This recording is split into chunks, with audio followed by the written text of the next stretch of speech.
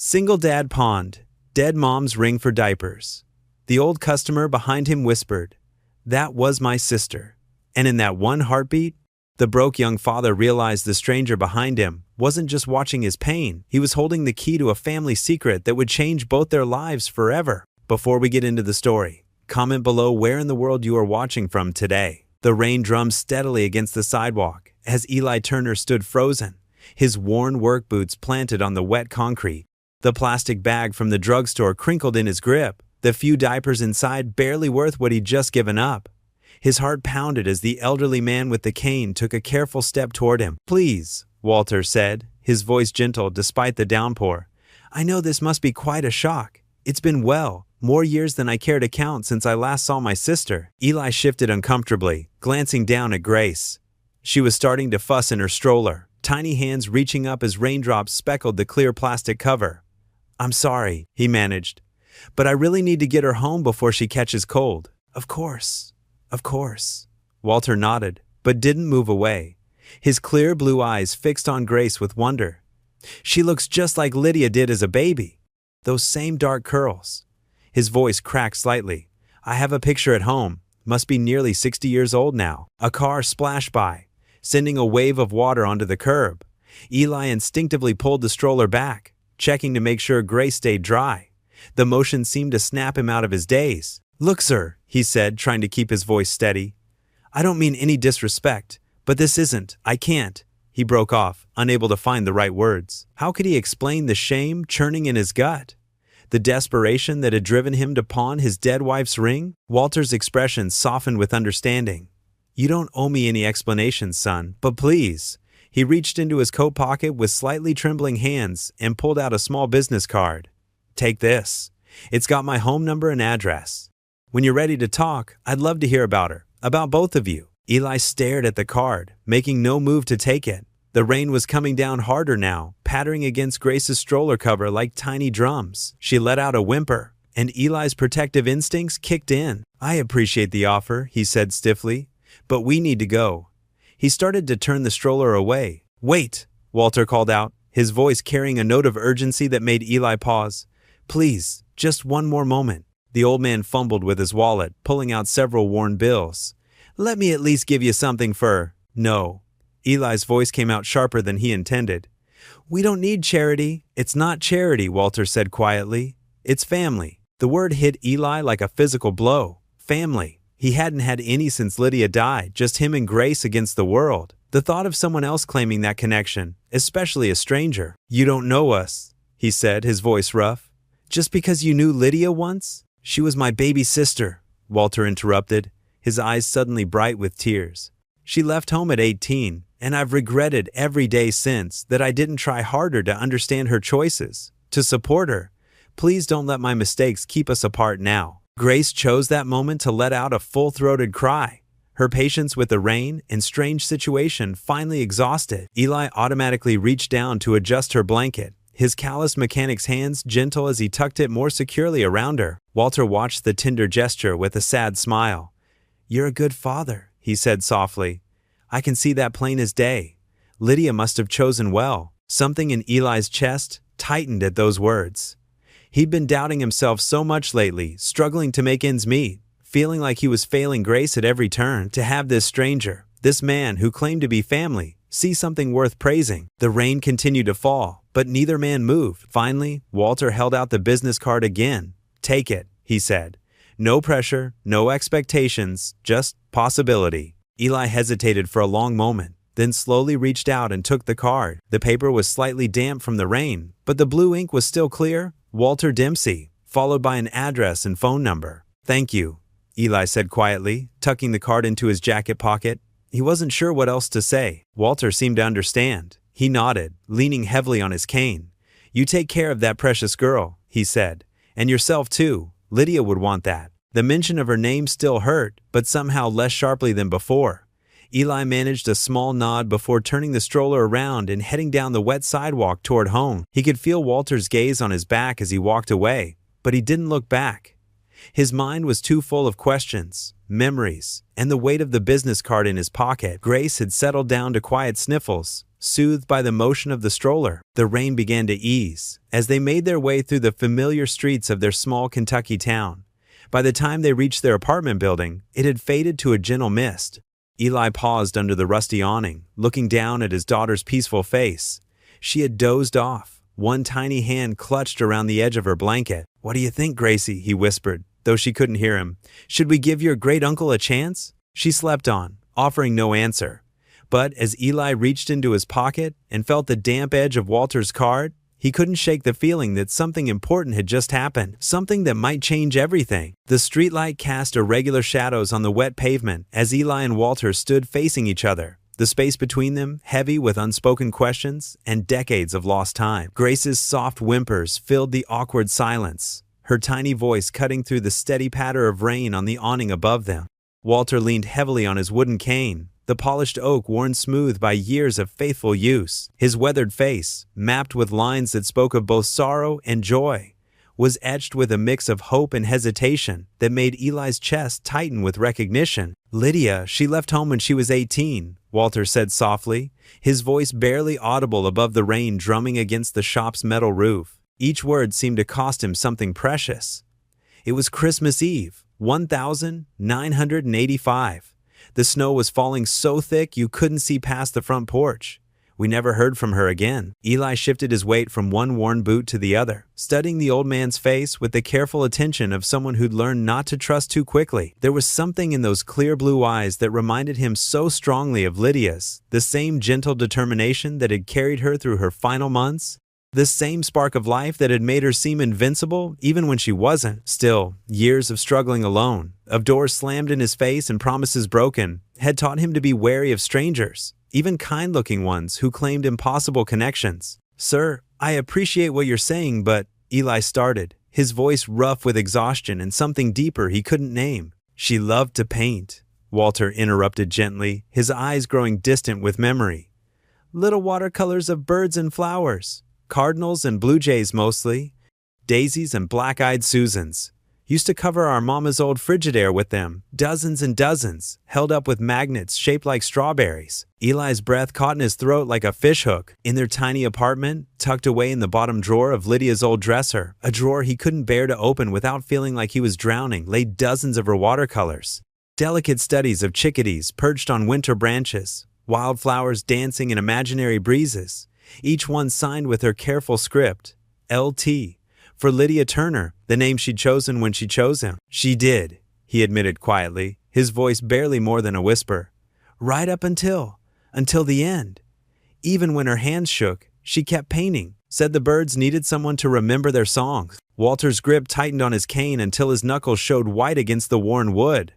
"The end?" Grace began to cry in earnest now, her tiny face scrunching up against the cold that seemed to seep through every layer of clothing Eli had wrapped around her. The sound cut through him like it always did, pure need, pure trust that he would somehow make everything right. He automatically reached down to adjust her blanket, his callous mechanic's hands, stained with motor oil and marked by countless small cuts, gentle as butterfly wings against her soft skin. "Cancer," Eli said, the word still bitter on his tongue after 8 months of practice. 8 months ago. It happened fast, too fast for treatments, too fast for goodbyes that felt like enough. He swallowed hard, fighting the familiar ache in his throat that threatened to choke him. She never talked much about her past, said some doors were better left closed, that looking backward only kept you from moving forward. A tear rolled down Walter's weathered cheek, catching the streetlight as it disappeared into his gray beard. His whole body seemed to shrink in on itself, as if the weight of all those lost years had suddenly become too much to bear. "Oh, Lydia," he whispered, her name a prayer and a lament all at once. "My stubborn little sister." He took a shaky breath that rattled in his chest. "But she found love? She was happy? Please tell me she was happy." Eli nodded, unable to speak for a long moment, as the memory of Lydia's laugh washed over him bright and fearless, even in her final days, ringing through hospital corridors like church bells on Sunday morning. She'd been so alive, even when death was stealing her away piece by piece. "She was," he finally managed. "She lit up every room she entered, made friends with every nurse, every doctor, even made the oncologist laugh when he told us." Eli's voice broke slightly. "She said dying wasn't the worst thing that could happen to a person. living without hope was. Walter closed his eyes, and for a moment Eli thought the old man might collapse right there on the sidewalk. But when he opened them again, there was something new there, a kind of peace mixed with determination. "Let me buy you both a hot meal," Walter said suddenly, his voice stronger now. "Please. I know a place just around the corner, Rosie's Diner. Best coffee in 3 counties, and private booths where the little one can rest properly. No strings attached. Just let an old man do something for his sister's family." Eli's pride warred with his empty stomach and the cold that was seeping through his thin jacket like water through a broken dam. Grace's cry turned into a hungry wail that made his heart clench with familiar guilt, making the decision for him with the brutal clarity that only a parent could understand. "Just for a little while," he conceded, already knowing he was crossing a line he'd sworn not to cross again. The bell above Rosie's door chimed as they entered, a cheerful brass sound that seemed to announce their arrival to the warm, bright world inside. The contrast hit Eli like a physical force, the warm air heavy with the smell of fresh coffee and home-baked pie, the soft yellow light that made everything look golden and safe. It had been so long since he'd been somewhere that felt like sanctuary. The waitress, a motherly woman with silver-streaked hair pulled back in a practical bun and laugh lines that spoke of a lifetime of kindness, looked up from wiping down the counter and broke into a genuine smile. "Walter Dempsey!" she called out, her voice carrying the warmth of old friendship. "Your usual spot's open, honey, and I see you've brought company." They settled into a worn red vinyl booth near the back, the kind that had probably hosted 1,000 conversations and absorbed 1,000 secrets. Grace finally quieted as Eli gave her a bottle, her tiny fingers wrapping around his thumb with the absolute trust that still amazed him every single day. The fluorescent lights hummed overhead like distant bees, and somewhere in the kitchen, dishes clinked together in a rhythm that spoke of home and normalcy. Walter ordered coffee and 2 generous slices of apple pie without consulting the menu, clearly a regular who knew exactly what comfort looked like in this place. "Tell me about her," Walter said softly, his hands wrapped around his coffee cup like it was an anchor. "Please, all these years I've imagined so many different lives for her. I need to know." So Eli did. The words came slowly at first, rusty from disuse, but then faster as Walter's patient attention drew them out. He told Walter about meeting Lydia at the public library where she worked part-time, cataloging returned books with the same careful attention she gave to her paintings, about her collection of paint-splattered coffee mugs, each one a different color and each one telling a story, about how she sang old hymns while she cooked Sunday dinner, her voice clear and sweet as she moved around their tiny kitchen like she was dancing. With each story, each shared memory offered up like a small gift. The tension in his shoulders eased slightly. It felt good to speak her name aloud, to let someone else carry the weight of missing her, even if only for a few minutes. Walter listened with the intensity of a man drinking water after crossing a desert, occasionally wiping his eyes with a pressed white handkerchief that he pulled from his coat pocket. He shared his own memories in return. Lydia at 5 years old, small and fierce, determined to rescue every stray cat in their neighborhood and nurse them back to health in cardboard boxes under her bed. Lydia at 16, sneaking extra pieces of her grandmother's famous pound cake to the church choir practice because she couldn't stand the thought of anyone going home hungry. She kept her faith, Walter said finally, his voice thick with emotion and something that might have been wonder. Even after everything that happened, even after the way I failed her, she kept believing? Eli nodded, remembering Lydia's hands folded in prayer, even when the IV lines made them clumsy, remembering her voice raised in hymns, even when the cancer made it weak. Till the very end, said grace over every meal, even in the hospital when all she could manage was ice chips. He looked down at his half-eaten pie, the sweet filling suddenly too much. "I haven't been able to pray since she died. Can't find the words anymore." Walter reached across the table, his aged hand resting briefly on Eli's arm, with a touch that was somehow both gentle and sure. The skin was thin as paper but warm, and for just a moment, Eli felt less alone than he had in months. "The Lord understands, son," Walter said quietly. "Grief has its own timeline, its own language. Sometimes silence is its own kind of prayer." Grace needed changing, and Eli excused himself to the restroom, navigating the narrow hallway with practiced ease. When he returned a few minutes later, Grace clean and content against his shoulder, the booth was empty except for a small white envelope propped against his coffee cup like a question mark. His heart began to pound as he looked around the diner, searching for any sign of Walter's gray coat or wooden cane. With trembling fingers, he opened the envelope to find two crisp $100 bills and a handwritten note in careful script. For Grace, family helps family. Some angels wear work boots and carry babies. Your Lydia would be proud. W.D. Looking around the diner with growing amazement, he caught no sight of Walter anywhere. The motherly waitress was humming softly as she refilled sugar dispensers, and a young couple shared pie in a corner booth, but Walter had vanished as quietly as he had appeared. Outside, the neon sign buzzed and flickered, casting pink and blue shadows across Grace's peaceful face as she dozed against his shoulder. Maybe angels really do wear old coats and use canes, he whispered to her, touching the envelope with fingers that shook with something that might have been hope. And maybe they know exactly when to disappear before you can say thank you. The morning sun filtered through threadbare curtains, casting thin strips of light across Eli's worn carpet. The golden rays highlighted every faded spot and frayed edge in the small apartment, making the shabbiness more pronounced in the gentle illumination. He'd barely slept, his mind caught in an endless loop of yesterday's encounter at the pawn shop. The old man's words, "That was my sister's ring," had echoed through his restless hours like a prayer he couldn't quite understand. Grace had been up twice in the night, fussing with what he hoped was just teething, and now she dozed peacefully in her second-hand crib, tiny fingers curled around the soft yellow blanket that Lydia had sewn during those last precious weeks. A soft knock at the door made Eli freeze mid-step as he reached for his coffee mug. The sound was gentle, almost apologetic, nothing like the aggressive pounding of bill collectors or the impatient rap of his landlord. He glanced at the clock on the microwave, 8:17 a.m., too early for anyone with bad news, too late for emergencies. Still, his heart hammered against his ribs as he approached the door, his sock-covered feet silent on the thin carpet that had seen better decades. Through the peephole, he saw Walter Dempsey's lined face, patient and kind, weathered by years but softened by an unmistakable gentleness. The old man stood with perfect posture despite his age, holding something carefully in his weathered hands, though Eli couldn't make out what it was from this angle. A small velvet box, perhaps, or an envelope. For a moment, he considered pretending he wasn't home, simply staying frozen behind the door until Walter gave up and left. The shame of yesterday still burned hot in his chest, the memory of standing at that pawn shop counter, fighting back tears as he handed over the last piece of his wife he had left. But Grace chose that moment to let out a happy morning gurgle, her voice carrying clear as a bell through the thin apartment walls. Eli's shoulders slumped in resignation, and he reached for the deadbolt with fingers that trembled slightly. He opened the door slowly, suddenly conscious of his wrinkled t-shirt that he'd slept in, the stubble covering his jaw, and the apartment's sparse furnishings visible behind him. The place looked exactly like what it was, the home of a man barely keeping his head above water.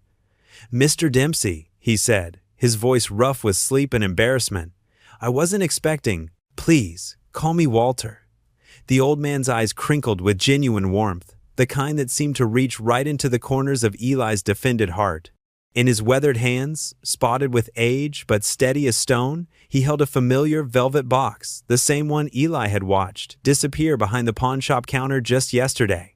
"May I come in? I have something that belongs to you." Eli stepped back automatically, his bare feet finding a small toy truck that clattered across the linoleum. He bent to retrieve it, gesturing awkwardly toward the small living room with its mismatched furniture and hand-me-down decorations. "It's not much," he mumbled, quickly gathering a few stray baby toys from the couch blocks and plastic rings that Grace had scattered during yesterday's playtime. He stacked them hastily on the coffee table, trying to create some semblance of order in the chaos of single parenthood. Walter eased himself onto the cleared space, his movements careful and deliberate, like a man who'd learned to respect his body's limitations. He placed the velvet box on the coffee table between them, with the reverence usually reserved for sacred things. The worn fabric caught the morning light, and Eli felt his breath catch in his throat. "You shouldn't have had to give this up," Walter said quietly, his voice carrying the weight of deep conviction. "Lydia wouldn't forgive me if I didn't bring it back to where it belongs." Eli's throat tightened, the familiar burn of unshed tears threatening behind his eyes. "I can't accept that," he managed, his voice barely above a whisper. "The money you spent, I know how much they were asking. That's money you need, sir. I can't let you—" "Money's just paper," Walter interrupted gently, his weathered hands folding over the box like a protective shield. "Numbers on a bank statement. But this?" He gestured toward the box with something approaching reverence. "This is memory made solid. This is love that refuses to die." He opened the box with practiced care, and Lydia's ring caught the morning light like a small star fallen to earth. Its modest diamond threw sparkles across the wall, tiny rainbows that danced in the dust motes floating through the sunbeam. Did she ever tell you how she picked this particular ring? Eli shook his head slowly, sinking into the threadbare armchair across from Walter. The chair had been Lydia's favorite spot for reading, and he could almost feel her presence settling around him like a warm embrace. She just said it felt right the moment she saw it, he said softly. We didn't have much money for anything fancy, but she said the expensive ones felt cold. This one felt like home. That's Lydia all over. Walter's smile transformed his entire face, erasing years from his features even as his eyes grew distant with memory. Always knew her mind instantly about everything that truly mattered. My Margaret, my wife, she was exactly the same way. Could walk into a room full of choices and pick the right one without a moment's hesitation. Said her heart did the choosing before her head even got involved. Grace's happy babbling drew their attention away from the heavy conversation. She'd awakened fully now, standing in her crib with her hands gripping the rail, bouncing slightly on her chubby legs as she reached toward them with grabby, insistent hands. Her fine blonde hair stuck up in impossible directions, and her face was flush pink from sleep. Eli rose immediately to get her, grateful for the momentary distraction from emotions too big for the small room. Would you like some coffee? He asked, settling Grace on his hip, where she immediately began patting his chest with her tiny palms. She was getting heavier every day, a solid warmth against his side that reminded him daily of how much she was growing, how much she needed, how desperately he wanted to provide it all. It's just instant, nothing fancy, but instant's perfect, Walter assured him with the kind of smile that made Eli feel like his simple offerings were somehow enough. Been drinking it since Korea. Makes everything else taste like heaven by comparison. Funny how a man can get used to just about anything when he has to. In the tiny kitchen, Eli carefully, one-handedly measured coffee crystals into 2 mismatched mugs, one bearing a faded Christmas scene of Santa's sleigh that Lydia had bought at a thrift store, the other advertising a long-closed auto shop where he'd briefly worked.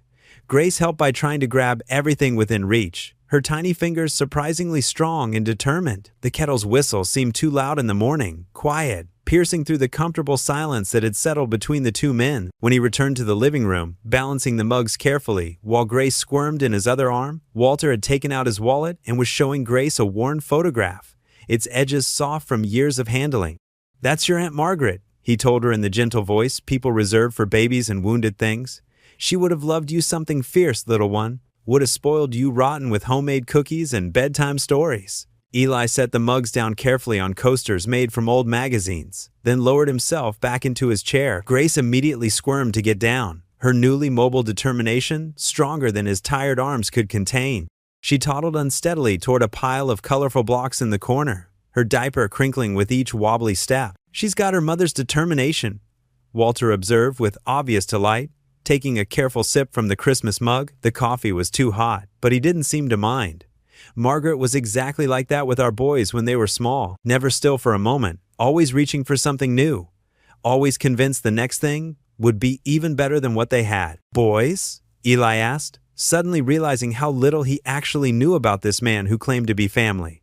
Lydia had never spoken of brothers, of any family at all really.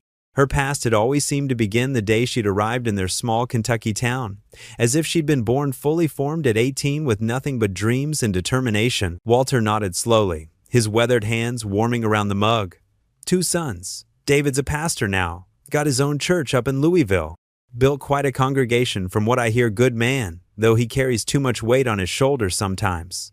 His voice caught slightly, the words becoming more careful. James, we lost him in Desert Storm. 22 years old and convinced he could save the world single-handed. The silence that followed felt heavy with shared understanding, the kind that only exists between men who've learned that life takes more than it gives. Eli found himself reaching for the cardboard box he kept under the coffee table, the one filled with photographs and memories he couldn't quite bear to display but couldn't bring himself to pack away.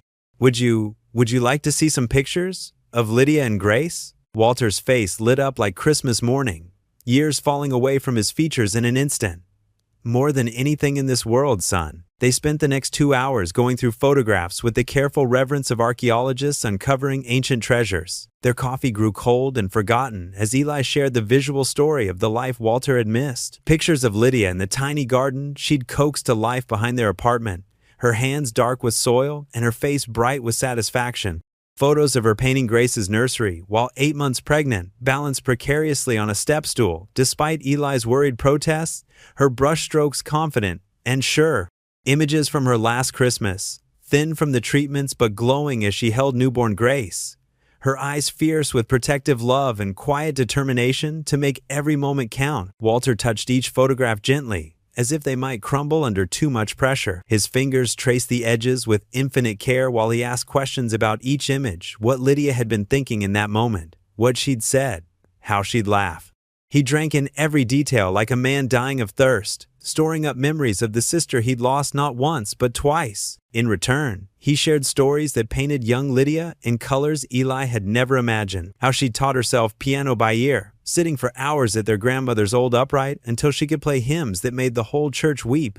How she'd rescue injured birds and nurse them back to health in shoeboxes lined with soft cloth, releasing them with whispered blessings when they were strong enough to fly. How she'd always stood up for what she believed in, even as a child, facing down bullies twice her size and never backing down from what was right. That fierce spirit of hers, that's what drove her away from us in the end, Walter admitted, his voice heavy with decades of regret. Our father was a hard man, set in his ways like concrete, believed there was only one right way to live, and that was his way. And Lydia, she had dreams bigger than our small town could hold. Visions that stretched beyond what any of us could understand. The morning light had shifted to the warm gold of afternoon when Walter finally stood to leave, his movements slower now, as if the sharing of memories had taken something vital from him. He moved carefully to Grace's corner, where she was still contentedly playing with her blocks, building towers only to knock them down with delighted squeals. Bending down with visible effort, he reached out and patted her downy head with infinite gentleness. "She's got her mama's eyes," he said softly, his voice thick with emotion. "That same spark, that same light that refuses to be dimmed." Eli smiled faintly, the ring box warm and solid in his palm like a promise cap. For the first time since Lydia's death, the weight of her memory felt less like a burden pulling him down, and more like a blessing lifting him up, connecting him to something larger than his own grief and fear. 2 days later, Eli's old pickup truck rattled down the gravel path leading to Walter's farmhouse. The late morning sun cast long shadows across the overgrown lawn, and Grace cooed softly from her car seat, clutching her favorite worn teddy bear. Eli glanced at the navy blue scarf on the passenger seat. Walter had left it at their last meeting, and it seemed as good an excuse as any to check on the old man. The farmhouse stood quietly against the Kentucky sky, its white paint peeling in long strips like old wallpaper. A rustic wraparound porch sagged at one corner, and several fence posts lay tilted at awkward angles.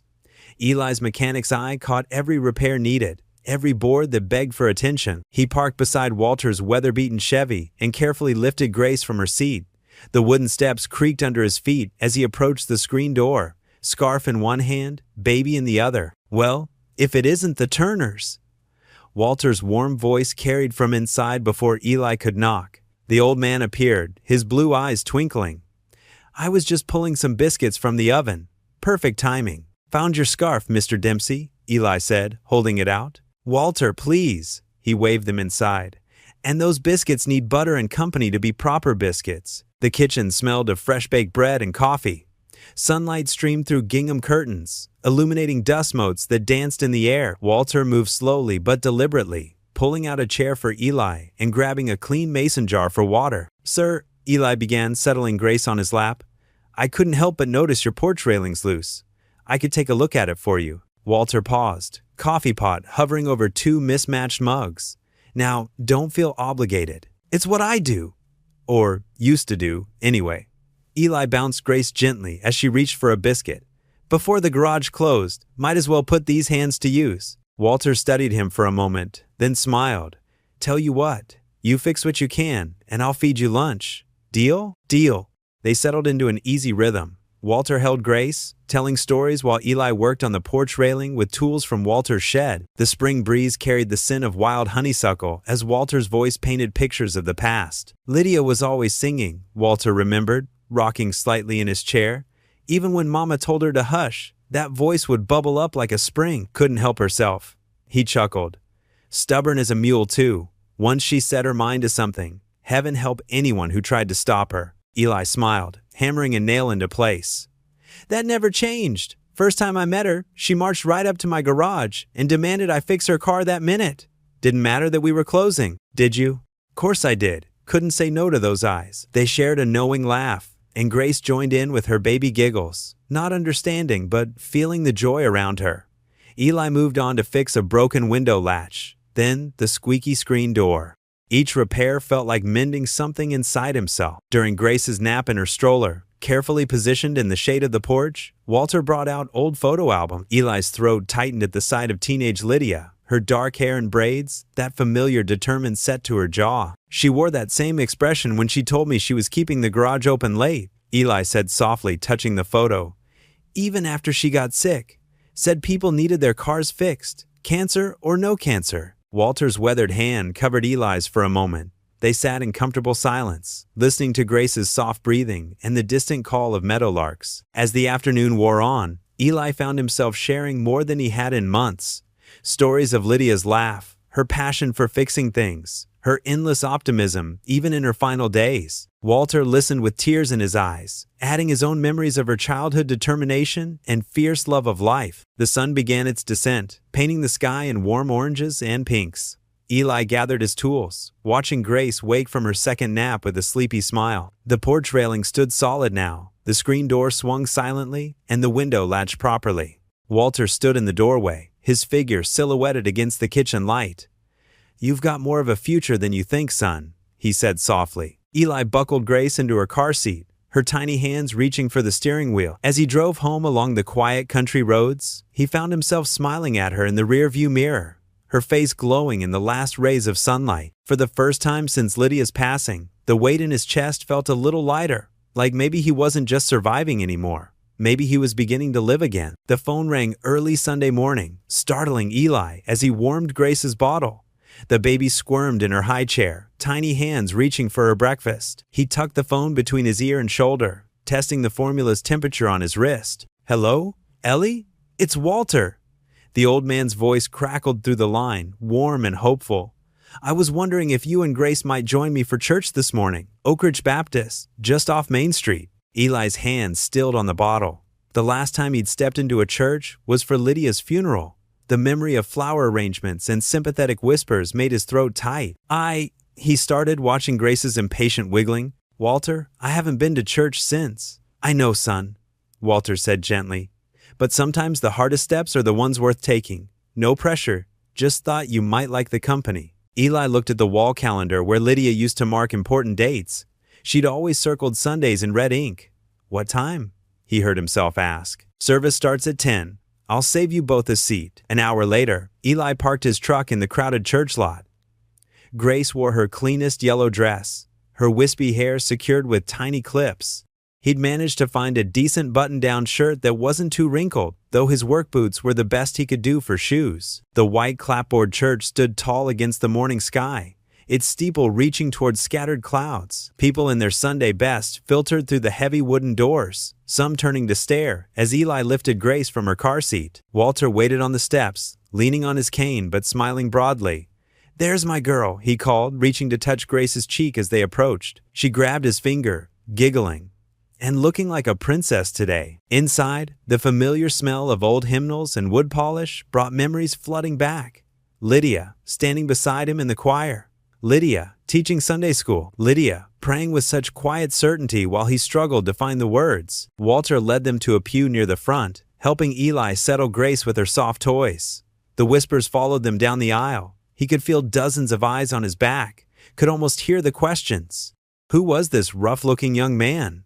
Why was Walter Dempsey, a respected church elder, fussing over him? As the organ music began, a tall man in pastoral robes approached their pew. His silver hair and blue eyes echoed Walter's, though his face held none of the old man's gentleness. Dad, the pastor said, nodding to Walter, won't you introduce me to your guests? Walter brightened.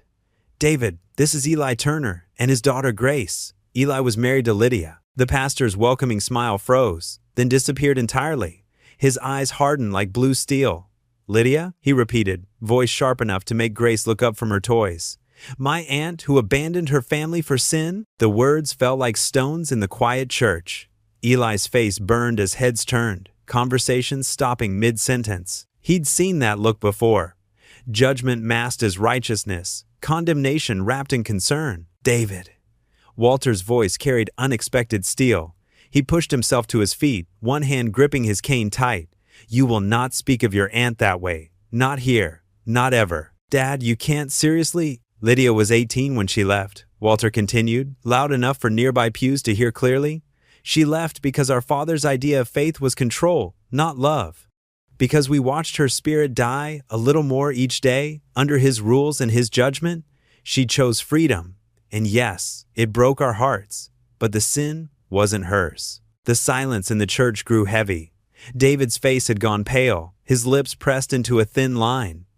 Eli wanted to sink through the floor, to grab Grace and run, but Walter's hand found his shoulder, steady and warm. She found love, the old man said softly.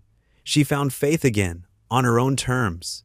And she raised a daughter who gave me this beautiful great-niece. God's grace works in mysterious ways, son, even through the paths we don't understand. Eli stood carefully, lifting Grace into his arm. She buried her face in his neck, sensing the tension.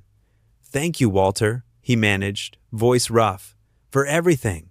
But we should go. Eli, wait, Walter began.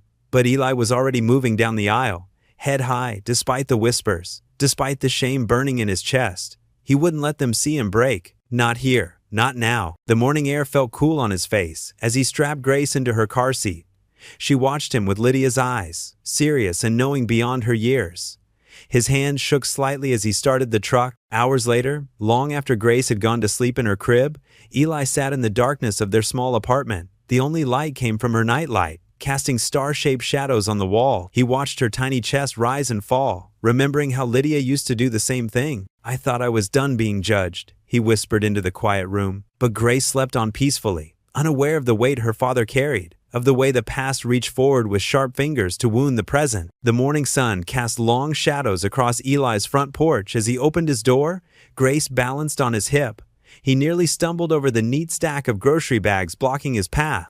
His eyes widened as he took in the sight: fresh milk, bread, baby formula, and even the exact brand of diapers Grace wore. A folded note sat atop the packages, the handwriting shaky but clear. From one dad to another, W. Eli's throat tightened. He gathered the bags one by one, bringing them into his small kitchen while Grace watched from her playpen. The generosity overwhelmed him, not just the items themselves, but the thoughtfulness behind each choice. Walter had paid attention to every detail during their visits. After putting away the groceries, Eli strapped Grace into her car seat. Let's go thank Grandpa Walter, sweetheart. The word grandpa slipped out naturally, surprising him. He hadn't meant to say it, but somehow it felt right. The drive to Walter's farmhouse took them past autumn-touched fields. Grace babbled happily in the back seat, and Eli found himself humming something he hadn't done since Lydia passed. Walter's old Chevy truck sat in the gravel driveway, hood up, tools scattered around it. The elderly man stood there, one hand on the fender for support, peering down at the engine with a frustrated expression. Need a hand? Eli called out, lifting Grace from her car seat. Walter's face brightened. Just the man I was hoping to see. He gestured at the truck. Old girl won't start. Been meaning to get her fixed, but... He tapped his cane against the ground. These legs aren't what they used to be. Eli settled Grace on a blanket in the shade, with her toys, and rolled up his sleeves. The familiar smell of motor oil and metal brought back memories of his mechanic days. Mind if I take a look? Please do. Can't drive her anymore myself, but I hate seeing her sit here rusting. As Eli leaned over the engine, Walter pulled up a lawn chair nearby. The old man watched with interest, occasionally pointing out parts he recognized. Learned a bit about engines in Korea, he said, though they were simpler back then. You served? Eli asked, reaching for a wrench. 2 tours.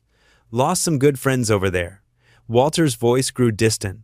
Lost my Margaret when I came home too. She waited for me, but the man who returned wasn't the same one who left. Eli paused his work, looking up. Walter rarely spoke about his late wife. She had patience, though, Walter continued, smiling softly. Taught me how to love again, how to trust in God's timing. Wrote me letters all through the war, saved every single one. They worked through the morning. Eli's hands steady on the tools, while Walter shared stories. He spoke about faith during wartime, about learning to forgive himself, about rediscovering joy in small moments. Around noon, they broke for lunch. Walter had packed sandwiches, and they sat in the shade watching Grace play with her blocks. "You know," Walter said carefully, "writing helped me after Margaret passed. Just letters, things I wished I could tell her." Eli tensed slightly. "Don't know if I'm ready for that." "Nobody's ever ready," Walter replied gently. "But sometimes the heart needs to speak, even if only on paper." They spent the afternoon finishing the truck repairs. By sunset, the engine purred smoothly.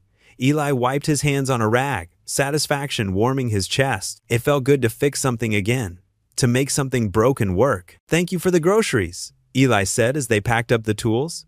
"You didn't have to do that. Family takes care of family," Walter answered simply. The drive home was quiet, Grace already asleep in her car seat. Eli's mind kept returning to Walter's words about writing letters.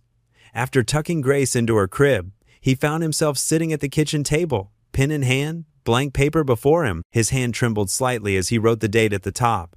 The words came slowly at first. "Dear Lydia, today I met a man who remembers your laugh." The late afternoon sun bathed Walter's wraparound porch in golden light. Eli sat in a weathered rocking chair, watching as Walter played peekaboo with Grace. The old man's wrinkled hands would cover his face, then pop out with an exaggerated "oh" that made Grace squeal with delight every time. "She's got quite the laugh," Walter said, his blue eyes twinkling as Grace reached for his fingers. "Just like her mama." Eli nodded, sipping his coffee from a chipped mug that read, "World's Best Grandpa." The familiar ache in his chest felt different today, softer somehow, like an old bruise slowly healing. "Speaking of Lydia," Walter said, settling back in his chair with Grace on his knee, "how are those letters coming along?" Eli shifted, suddenly self-conscious. The folded paper in his pocket felt heavy. "I've written a few," he admitted. "They're not very good." Walter bounced Grace gently. "Good according to who? They're not for publishing, son. They're for healing." Eli pulled out the worn piece of paper, unfolding it carefully. The words were messy, written late at night, when Grace was finally asleep. "I don't know if I can." "You can," Walter said simply. His voice was gentle but firm. "Read it to us." Eli cleared his throat, his hands trembling slightly as he began to read. "Dear Lydia, today I changed the oil in Mr. Peterson's ancient Buick again. Remember how you used to tease me about that car? You said it was older than both of us combined, but still ran better than our first apartment's heating. I miss your jokes. I miss the way you'd bring me coffee at the shop, even though you hated the smell of motor oil. I miss how you'd scrunch your nose when Grace made a mess, then laugh and say she got that from my side of the family. Everyone says it gets easier with time. They're wrong. It doesn't get easier. It gets different. The pain changes shape. Some days it's sharp, like that first morning in the hospital. Other days it's dull, like an engine running rough, but still running. Grace has your eyes. Sometimes when she looks at me, I see you there, and it breaks my heart all over again. But then she smiles, and I remember what you told me the day she was born. Love is stronger than fear. I'm trying to be strong, Lydia. I'm trying to be the father she needs. But some days, I wonder if I'm just fooling myself. Some days, I can barely keep the lights on, let alone give her the life you dreamed of." Eli's voice cracked. He stopped, folding the paper quickly, but not before noticing the tears running down Walter's weathered cheeks. "I'm sorry," Eli mumbled. "I shouldn't have." "Don't you dare apologize," Walter said, wiping his eyes with one hand while still holding Grace secure with the other. "That's the most honest prayer I've heard in years." "Prayer?" Eli shook his head. "It's just a letter." Walter leaned forward, his expression serious. "Son, faith isn't about fancy words or church walls. It's about love lived daily. It's about getting up every morning and choosing hope, even when hope feels foolish. Those letters, they're your conversations with love itself. And that's what God is, isn't it?"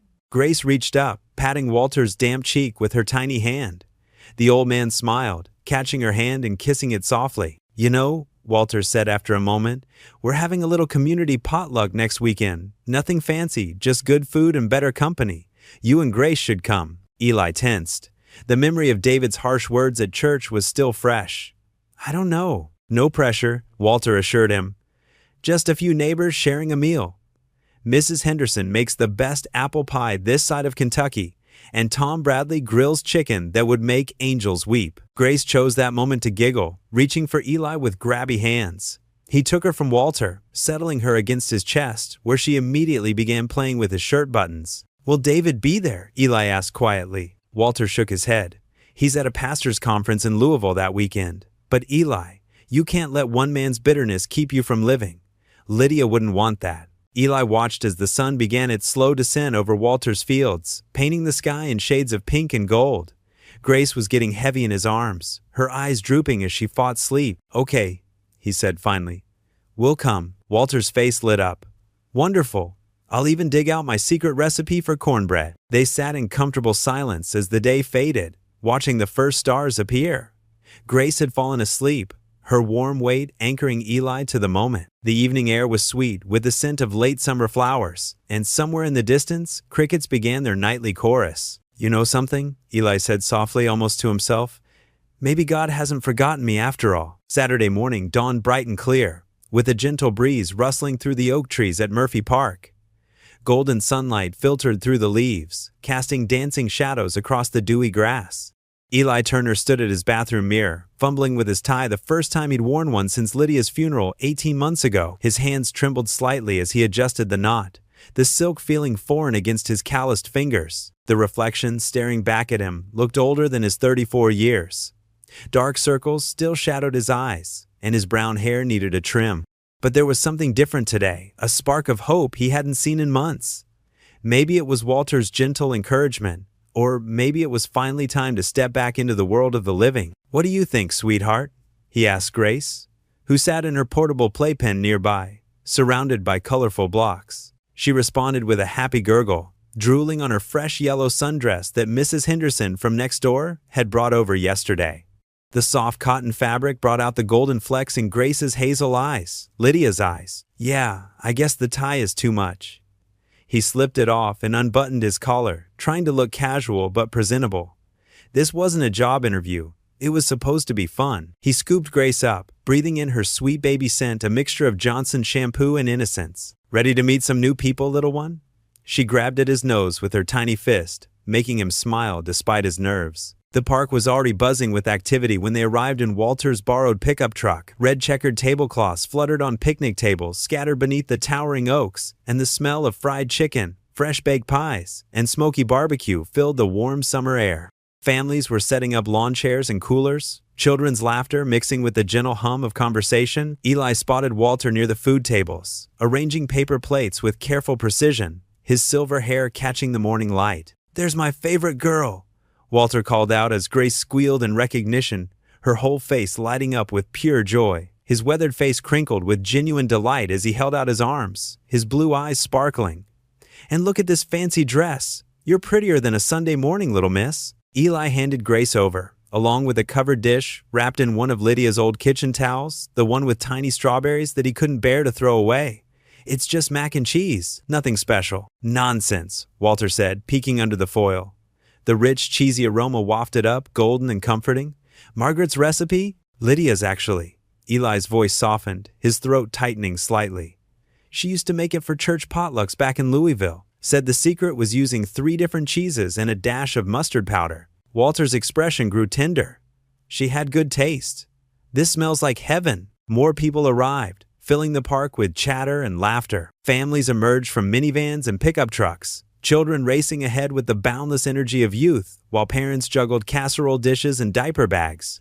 Children chased each other through the grass, while parents set up lawn chairs and patches of shade, the familiar rhythm of community gatherings settling over the park like a warm blanket. Eli noticed a few curious glances his way, but they felt different from the usual pity, more welcoming somehow, as if people were actually seeing him rather than just his circumstances. A middle-aged man in a Cardinals baseball cap nodded in greeting. 2 women by the dessert table smiled warmly when Grace waved her chubby hands in their direction. Mrs. Thompson, who ran the local bakery and always smelled faintly of vanilla and cinnamon, approached with a warm smile that reached her kind brown eyes. "Walter tells me you're quite the mechanic," she said, effortlessly taking Grace from Walter's arms and bouncing her on her hip. Grace immediately reached for the woman's silver earrings, fascinated by their gentle swaying. "My son's car's been making the strangest noise. Sounds like a dying cat when he tries to start it in the mornings." Before long, Eli found himself deep in conversation about timing belts and transmission fluid, his hands moving as he explained the likely culprits. It felt good to talk shop again, to have something valuable to offer beyond his sad story. His confidence grew with each technical detail, remembering who he used to be before grief had stripped away so much of his identity. Other townspeople drifted over, drawn by Walter's infectious laughter as he told stories about his days in Korea. The old man had a gift for making everyone feel included, his stories weaving together the past and present with threads of humor and wisdom. The mess hall cook couldn't boil water without burning it, Walter was saying, his eyes twinkling with mischief. But he had the biggest heart you'd ever seen. Used to save the best portions for the youngest soldiers, the ones who were homesick and scared. Reminded me of my sister, actually. He caught Eli's eye, his expression growing more serious, always finding ways to help people, even when she had nothing herself. A hush fell over the group, the weight of unspoken history settling among them. Eli felt their attention shift to him, but for once, he didn't mind. The familiar urge to retreat didn't come. Instead, he felt something he'd almost forgotten, the desire to share, to connect. Taking a deep breath, he began to speak. Lydia was like that too, he said quietly, his voice carrying clearly in the attentive silence. When we first met, I was working double shifts at the garage, barely making ends meet. She'd bring me lunch every day, said she was just practicing her cooking. Took me weeks to realize she was making sure I ate. He smiled at the memory, warmth spreading through his chest. She'd pack these elaborate sandwiches with notes tucked inside, little jokes or Bible verses. I kept every single one. People nodded, some wiping away tears. Mrs. Thompson squeezed his arm gently, her touch maternal and comforting. She sounds wonderful, dear. She was, Eli agreed, his voice steady and sure. And she would have loved this, all of you being so kind to Grace and me. She always said that family wasn't just blood, but the people who chose to love you. From the corner of his eye, Eli noticed Pastor David standing at the edge of the gathering, his tall frame partly hidden behind the trunk of an old maple tree. The minister's face was unreadable, but he didn't look angry anymore, just thoughtful, maybe even sad. Their eyes met briefly across the crowd, and for a moment, something passed between them, not forgiveness exactly, but perhaps the beginning of understanding. The afternoon mellowed into evening like honey poured from a jar. Children sprawled on blankets, sticky with watermelon juice and ice cream, their earlier energy transformed into drowsy contentment.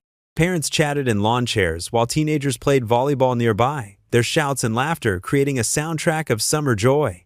Grace had fallen asleep in Walter's arms, her cheek pressed against his worn denim shirt, one tiny fist curled around his finger. Here, Mrs. Thompson said, pressing a paper plate into Eli's hands with motherly insistence. You haven't eaten a thing, and a man your size needs more than conversation to keep going.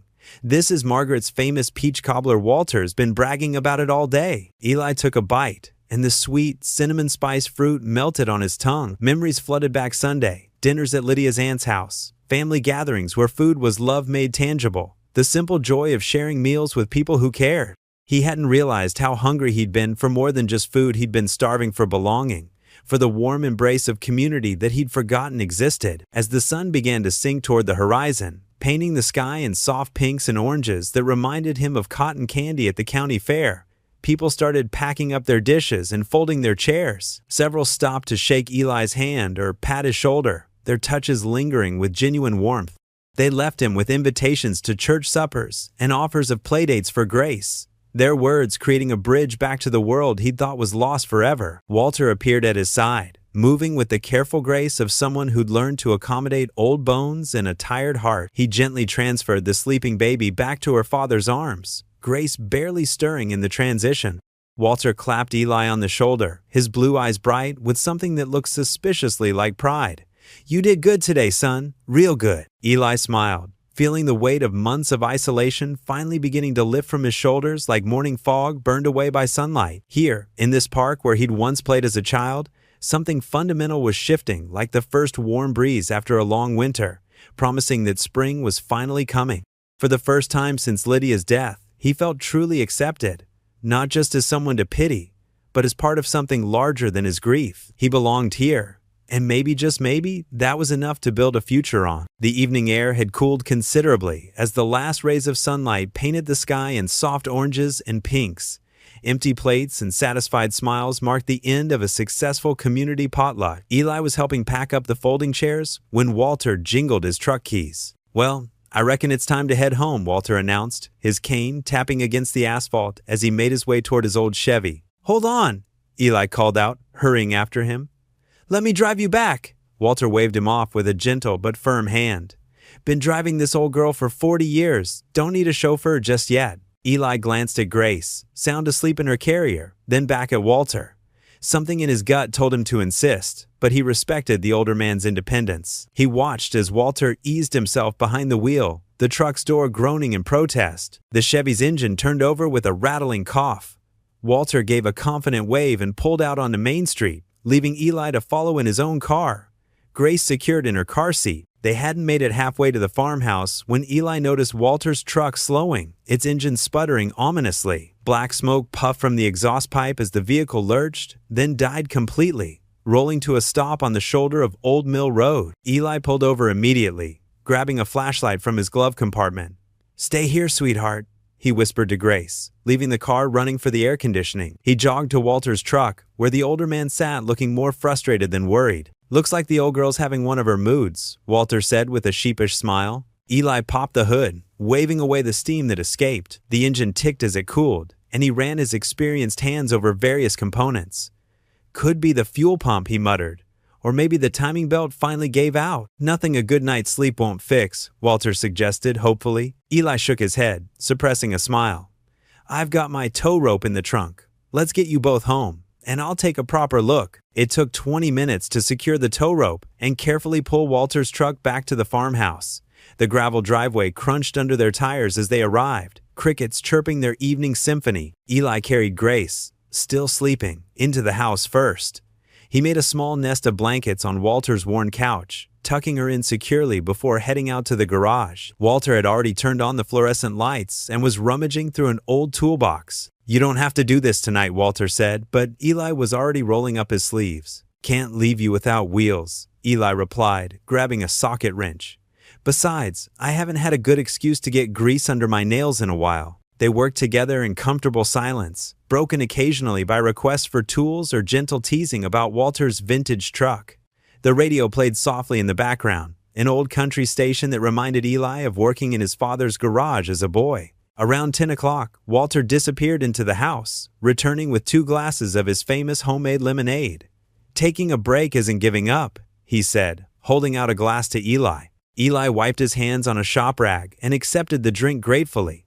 They settled onto 2 mismatched lawn chairs just outside the garage door, the summer night wrapping around them like a familiar blanket. "You know," Walter said, looking up at the stars, "I haven't had anyone to tinker with since Margaret passed. She used to bring us lemonade too, though hers was sweeter than mine." Eli sipped his drink, letting the tart liquid refresh his throat. "Lydia couldn't make lemonade to save her life," he chuckled. "Always forgot the sugar completely. Said it was healthier that way." They both laughed, the sound carrying across the quiet farmland. "I'm getting tired more easily these days," Walter admitted after a while, his voice softer. "Doctor says it's just age, but—" He waved his hand dismissively. "Nothing to worry about." Eli studied the older man's profile in the dim light, noting the slight droop in his shoulders.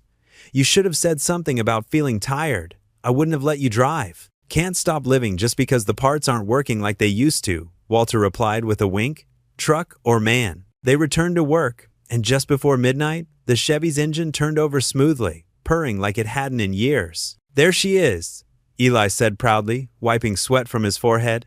"Fuel pump was the culprit, just like I thought. Got a few more miles in her now." Walter beamed, patting the truck's hood affectionately.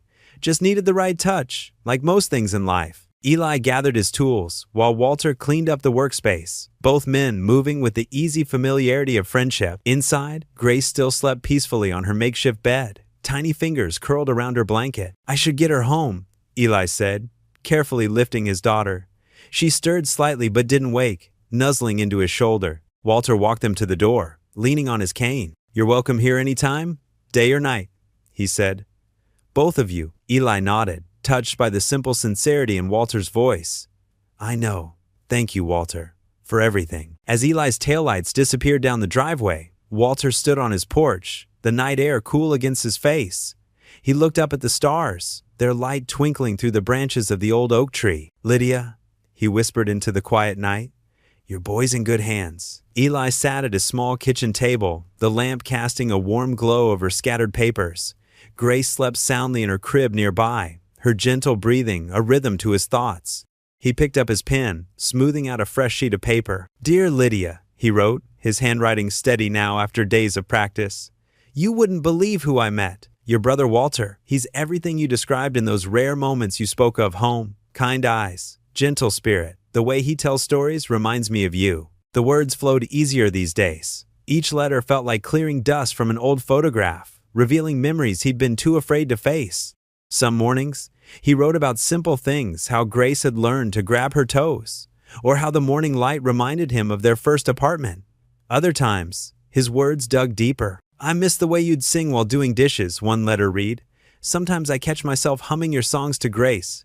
Remember that old Johnny Cash tune you loved? I used to pretend it annoyed me, but now I'd give anything to hear it again." During his daily visits to Walter's farm, Eli would sometimes share these letters. They'd sit on the porch, iced tea sweating in their glasses, while he read aloud. Walter would listen intently, occasionally wiping his eyes with his handkerchief. "Dear Lydia," Eli read one afternoon, his voice steady despite the weight of the words. "Today I fixed the broken shelf in Grace's room, the one I'd been avoiding because you bought those little elephant bookends. I finally hung them up. They're perfect, just like you said they'd be. I'm learning that looking at things that remind me of you doesn't have to hurt anymore. Sometimes it even helps." Walter nodded, understanding in his eyes. "That's good writing, son. Real good. Honest." "Just thoughts on paper," Eli shrugged, folding the letter carefully. "No, it's more than that." Walter leaned forward in his rocking chair. "You're speaking truth that others need to hear. Have you considered sharing one at church?" Eli laughed, but it came out nervous. "Me? In front of people? Why not? Plenty of folks struggling with loss, thinking they're alone in it. Your words might help them find their way." Eli tucked the letter into his pocket, considering. The idea both terrified and intrigued him. "I wouldn't know where to start." "Start with the truth," Walter said simply. "That's all anyone can ask." Later that evening, after putting Grace to bed, Eli found himself rereading his letters. Some were tear-stained, others filled with anger or confusion. But lately, hope had begun creeping into the words. He picked up his pen again. "Dear Lydia, I think I'm starting to understand what you always said about faith being like a garden. It needs daily tending. Some days you pull weeds of doubt, other days you plant seeds of hope. Walter's teaching me that, though he'd probably just say he's sharing what he knows. Remember how you used to tell me that God speaks through people? I'm beginning to see what you meant." The stack of letters grew taller as the days passed. Some mornings, Eli wrote about his fears, the unpaid bills, the loneliness of single parenthood. Other days, he celebrated small victories: Grace's first tooth, a good day at work, a moment of unexpected laughter with Walter. "Dear Lydia, today I didn't cry when I saw our wedding photo. Instead, I smiled, remembering how you couldn't stop laughing during our first dance. Progress comes in small steps, I guess." Walter says that's how healing works, not in giant leaps, but in tiny moments of choosing to move forward. Each letter became a bridge between his past and present, between grief and healing. He wrote about the community potluck, about Walter's kindness, about rediscovering pieces of himself he thought were lost forever. One particular evening, as Grace dozed in her playpen, Eli wrote, "Dear Lydia, I held your ring today, the one Walter saved. Remember how it always sat a little crooked on your finger? You never wanted to resize it, said it was perfect in its imperfection. I'm learning that healing is like that too, not perfect, but real, authentic. Walter says that's what matters most." The idea of sharing these letters at church still made his hands sweat, but he found himself mentally sorting through them, wondering which ones might resonate with others, which words might help someone else feel less alone. Standing in his bedroom that night, Eli pulled out an old photo of Lydia. It was his favorite, caught mid-laugh at the county fair, cotton candy in her hand, joy radiating from her face. He'd kept it in a drawer since her passing, too painful to look at daily. Now, he found himself reaching for a thumbtack. Carefully, he pinned the photo to the wall near his bed. The moonlight caught her smile, and for the first time in months, looking at it didn't feel like a punch to the gut. Instead, it felt right, like putting something back where it belonged. "I'm starting to find my way back," he whispered to her image, touching the corner of the photograph gently. The words felt true in a way they hadn't before, not a promise or a hope, but a simple statement of fact. Like the letters scattered across his kitchen table, like Walter's steady presence, like Grace's morning smiles. It was another small step forward, another seed planted in the garden of his healing. Sunday morning sunlight streamed through Walter's kitchen windows, catching dust motes in its golden beams. Eli knelt in front of the old oak cabinet beneath the sink, his toolbox open beside him. The worn wood creaked as he carefully adjusted the loose hinges. "Hand me that Phillips head, would you?" Eli asked, reaching back without looking. Walter shuffled forward from his perch at the kitchen table, passing the screwdriver. "You know, son, you don't have to spend your Sunday morning fixing my cabinets." "I want to," Eli replied, tightening the final screw. "Besides, Grace loves visiting her great-uncle Walter." He nodded toward the living room where his daughter played contentedly in her portable playpen. The sharp rap of knuckles on the screen door cut through their easy conversation. Pastor David stood on the porch, his church suit crisp despite the humid morning. His expression tightened when he spotted Eli. "Dad," David called through the mesh, "I thought I'd stop by before second service." His eyes narrowed at the tools scattered across the kitchen floor. "I didn't realize you had company." Walter waved his son inside. Come in. Eli's just helping with some repairs." David stepped into the kitchen, his polished shoes clicking against the linoleum. The comfortable atmosphere evaporated, replaced by a heavy tension. Eli busied himself gathering his tools, trying to make himself invisible. "Actually, Dad," David said, his voice measured and cool, "I was hoping to speak with you privately." Walter's weathered face hardened slightly. "Anything you need to say to me, you can say in front of Eli." David's jaw tightened. "Fine." He turned to face his father directly, pointedly ignoring Eli. "I'm concerned about how much time you're spending with certain people and how much money you're giving away." "David," Walter warned, but his son pressed on. "Mrs. Henderson from church saw you at the grocery store, buying formula and diapers, and now I find him here, worming his way into your good graces?" David's voice rose. "He's using you, Dad. Can't you see that? Playing on your guilt about Aunt Lydia to get handouts and sympathy." Eli's hands froze over his toolbox, his face burning. The screwdriver he'd been holding clattered to the floor. He wanted to defend himself, to explain that he'd never asked for anything, but shame locked his throat. "That's enough." Walter's voice cut through the kitchen like steel. He pushed himself up from his chair, standing as straight as his aging frame would allow. "You don't know the first thing about Eli, or what kind of man he is." "I know his type," David insisted. "Lost souls who prey on kind-hearted people." "That boy," Walter interrupted, his voice trembling with anger, "has shown more genuine care for me in the past few weeks than you have in months. When was the last time you stopped by just to talk? To help with the house? To ask about my health?" He shook his head sadly. "Eli's more family than you've been lately." David recoiled as if slapped. "Dad." "No." Walter held up a hand. "You come into my house, on the Lord's Day no less, to cast judgment on a good man who's done nothing but help me? Your mother would be ashamed." The silence that followed was deafening. Eli quietly closed his toolbox, his movements mechanical. He couldn't bear to look at either man. "I should go," he murmured, stepping around David. "Grace needs her nap anyway." He moved to the living room, scooping up his daughter and her toys with practiced ease. "Eli, you don't have to," Walter started. "It's okay." Eli managed a small smile that didn't reach his eyes. "Thanks for the coffee." He carried Grace to his car, securing her in her car seat, while father and son's raised voices drifted through the screen door. The morning sun felt too bright now, harsh and exposing. Eli leaned against his car door, eyes burning with unshed tears. "I'll prove them both wrong," he whispered to himself, his voice barely audible over the chirping birds and distant church bells. The afternoon sun cast long shadows across Eli's apartment complex when 3 solid knocks echoed through his small living room. Grace was napping in her crib, and Eli had been trying to fix a stubborn coffee maker that kept shorting out.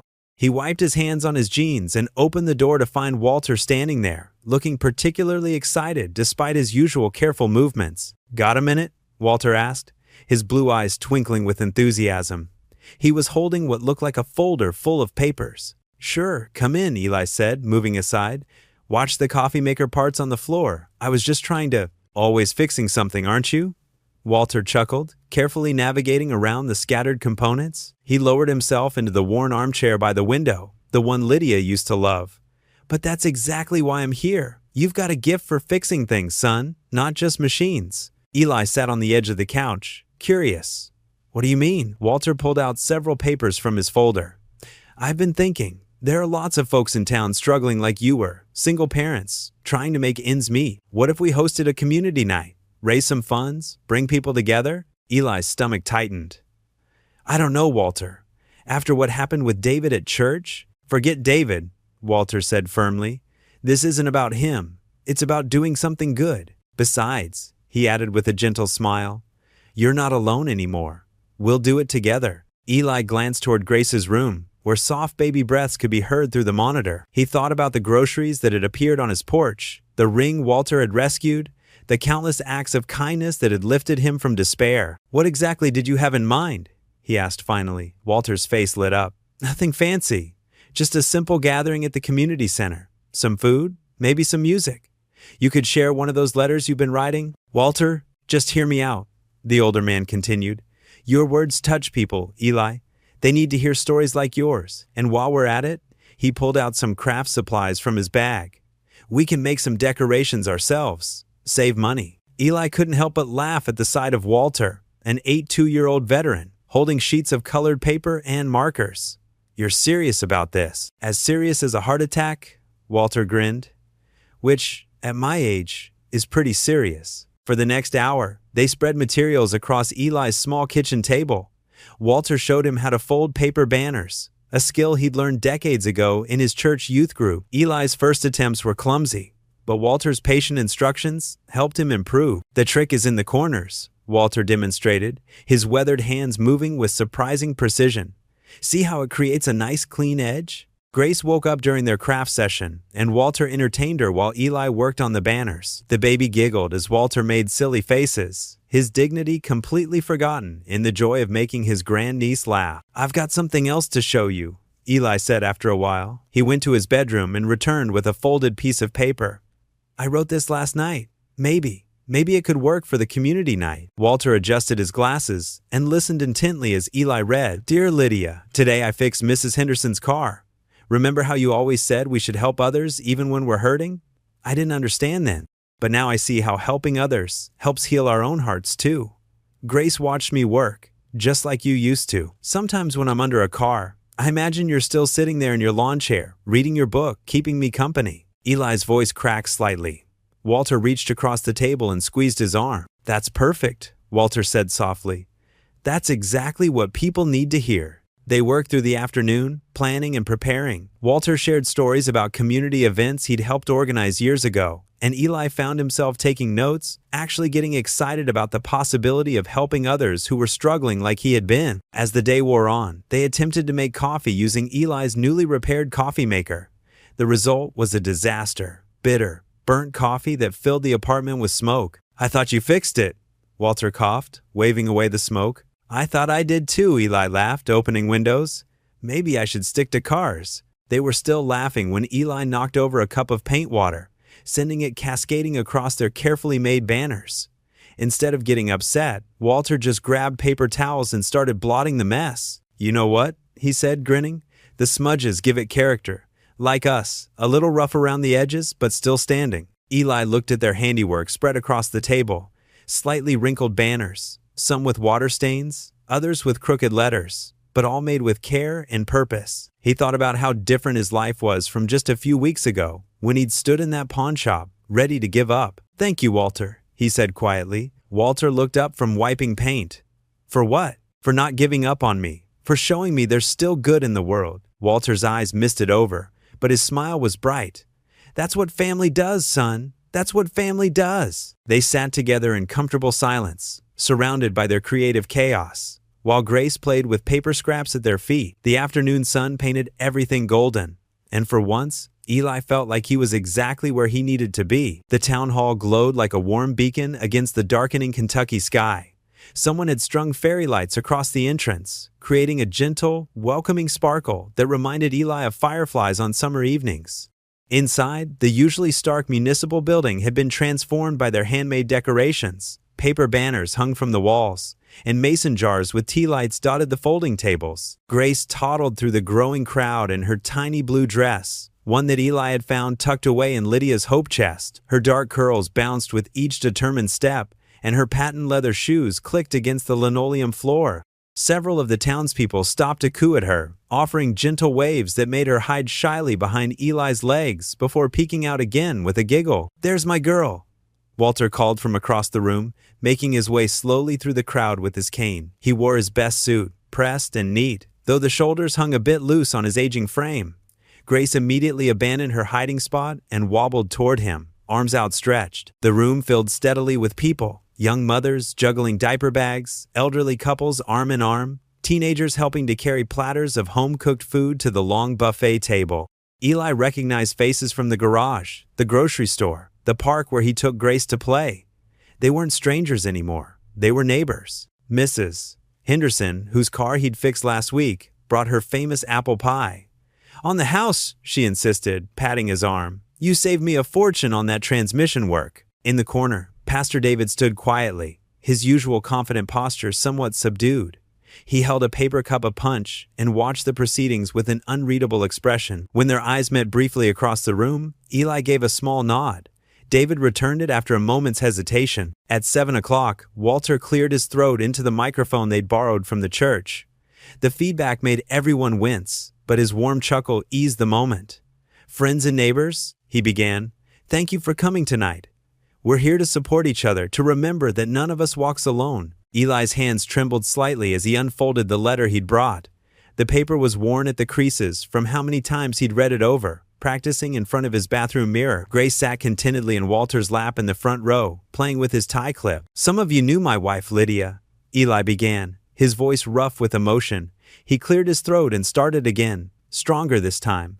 "Some of you only knew of her, but every day, I see her love living on in this community, in the kindness you've shown me and my daughter, in the way you've welcomed us back to life." The room grew still, faces turned toward him in the gentle light. Even the babies seemed to sense the moment, their usual fussing quieted to soft coos. "This is a letter I wrote to her last week," he continued, smoothing the paper. "Dear Lydia, today I understood something you tried to tell me long ago. Remember that morning at the farmer's market, when you gave our last $20 to that young mom whose car had broken down? I was so angry. We needed that money for groceries. But you just smiled and said, 'Faith isn't about waiting for miracles. It's about being one when you can.'"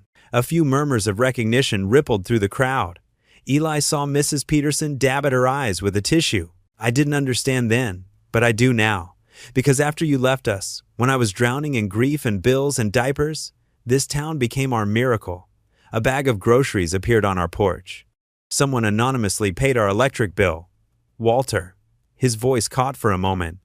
"Walter showed me that family isn't just blood. It's who shows up when you're broken." In the corner, David shifted, his hands tied around his paper cup, but he didn't leave. "You always said that love was like bread. It only multiplies when you share it. So that's what we're doing here tonight. We're sharing what we have, believing it will multiply.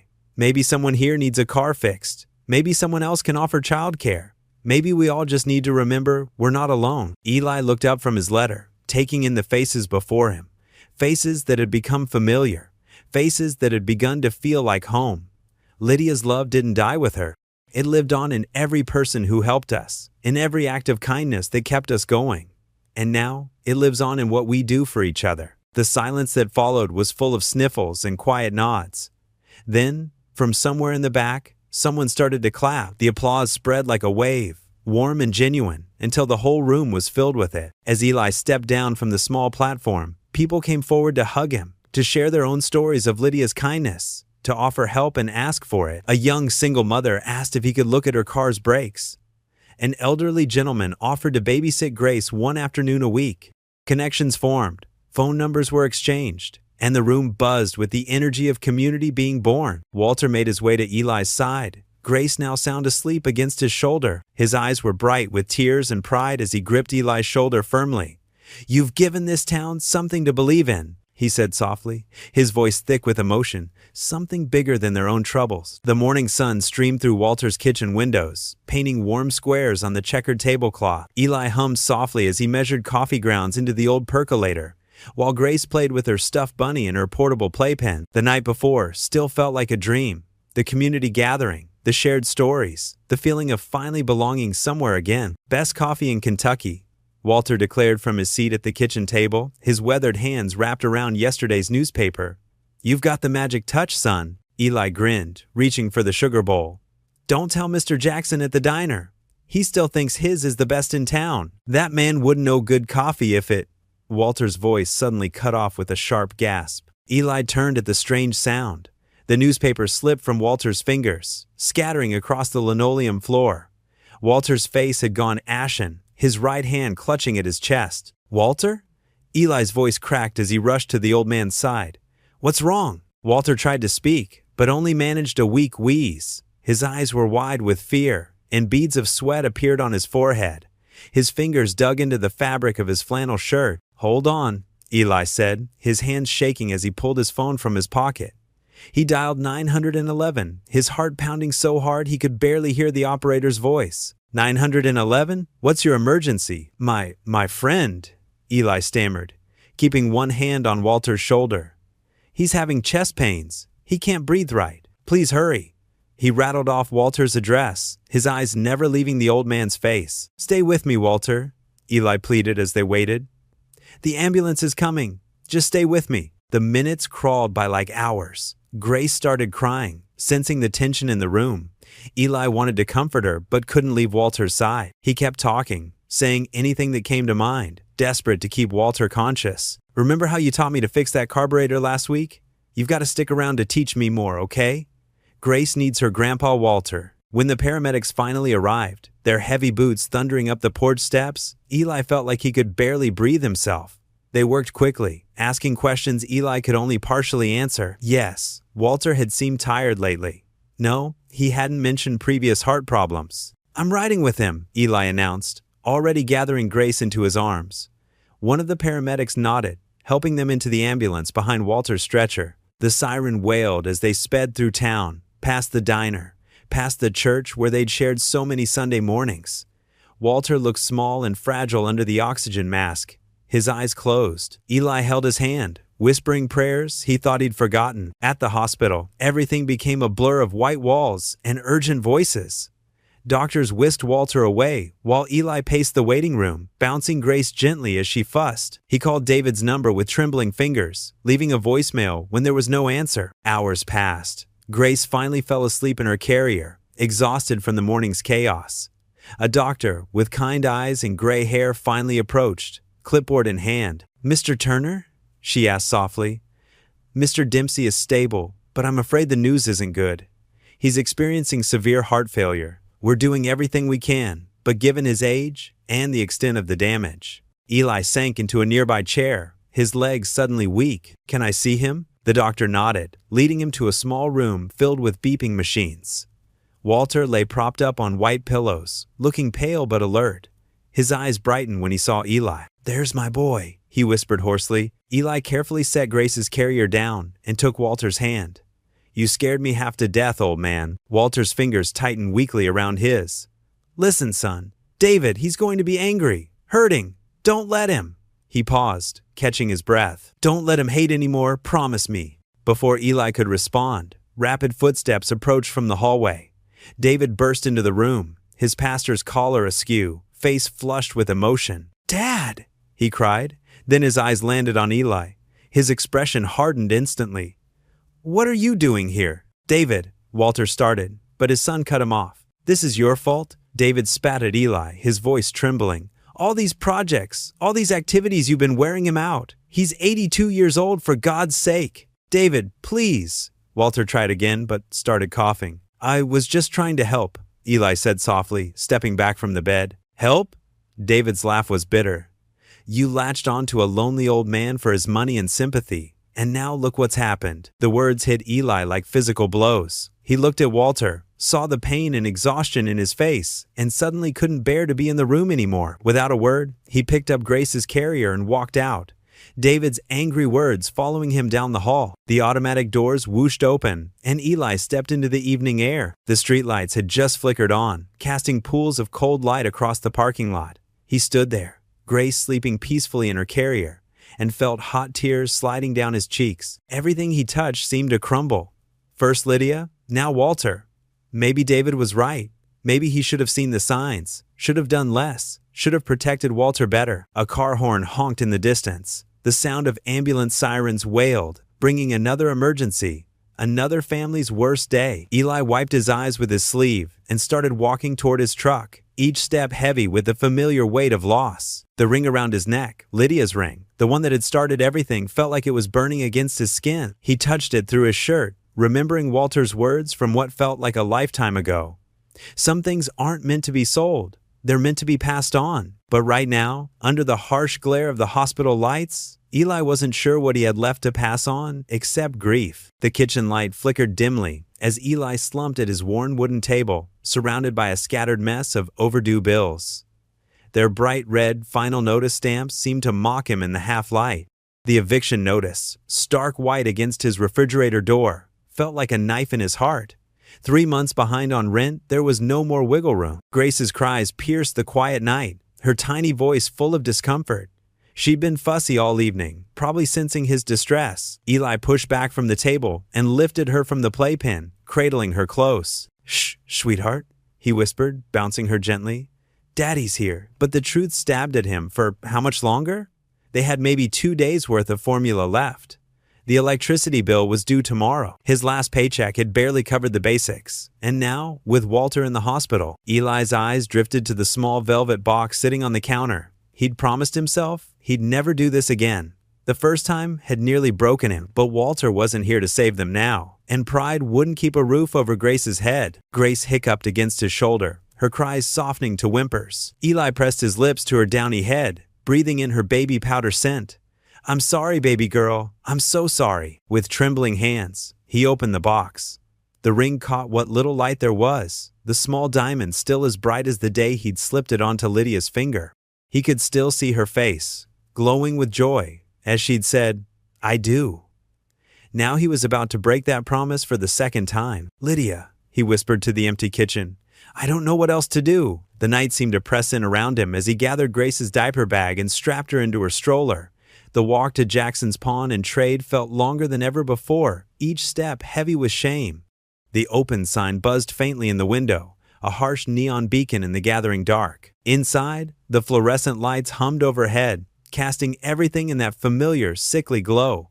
Mr. Jackson looked up from his newspaper, recognition crossing his weathered face. He didn't say a word as Eli approached the counter. Grace had fallen asleep in her stroller, her tiny fist curled against her cheek. Eli touched the soft curve of her face before reaching into his pocket for the box. His hand shook so badly he nearly dropped it. Mr. Jackson opened the box without comment, examining the ring with practiced eyes. He didn't mention that he'd seen this same ring twice before, didn't bring up Walter's kindness or ask about the old man's health.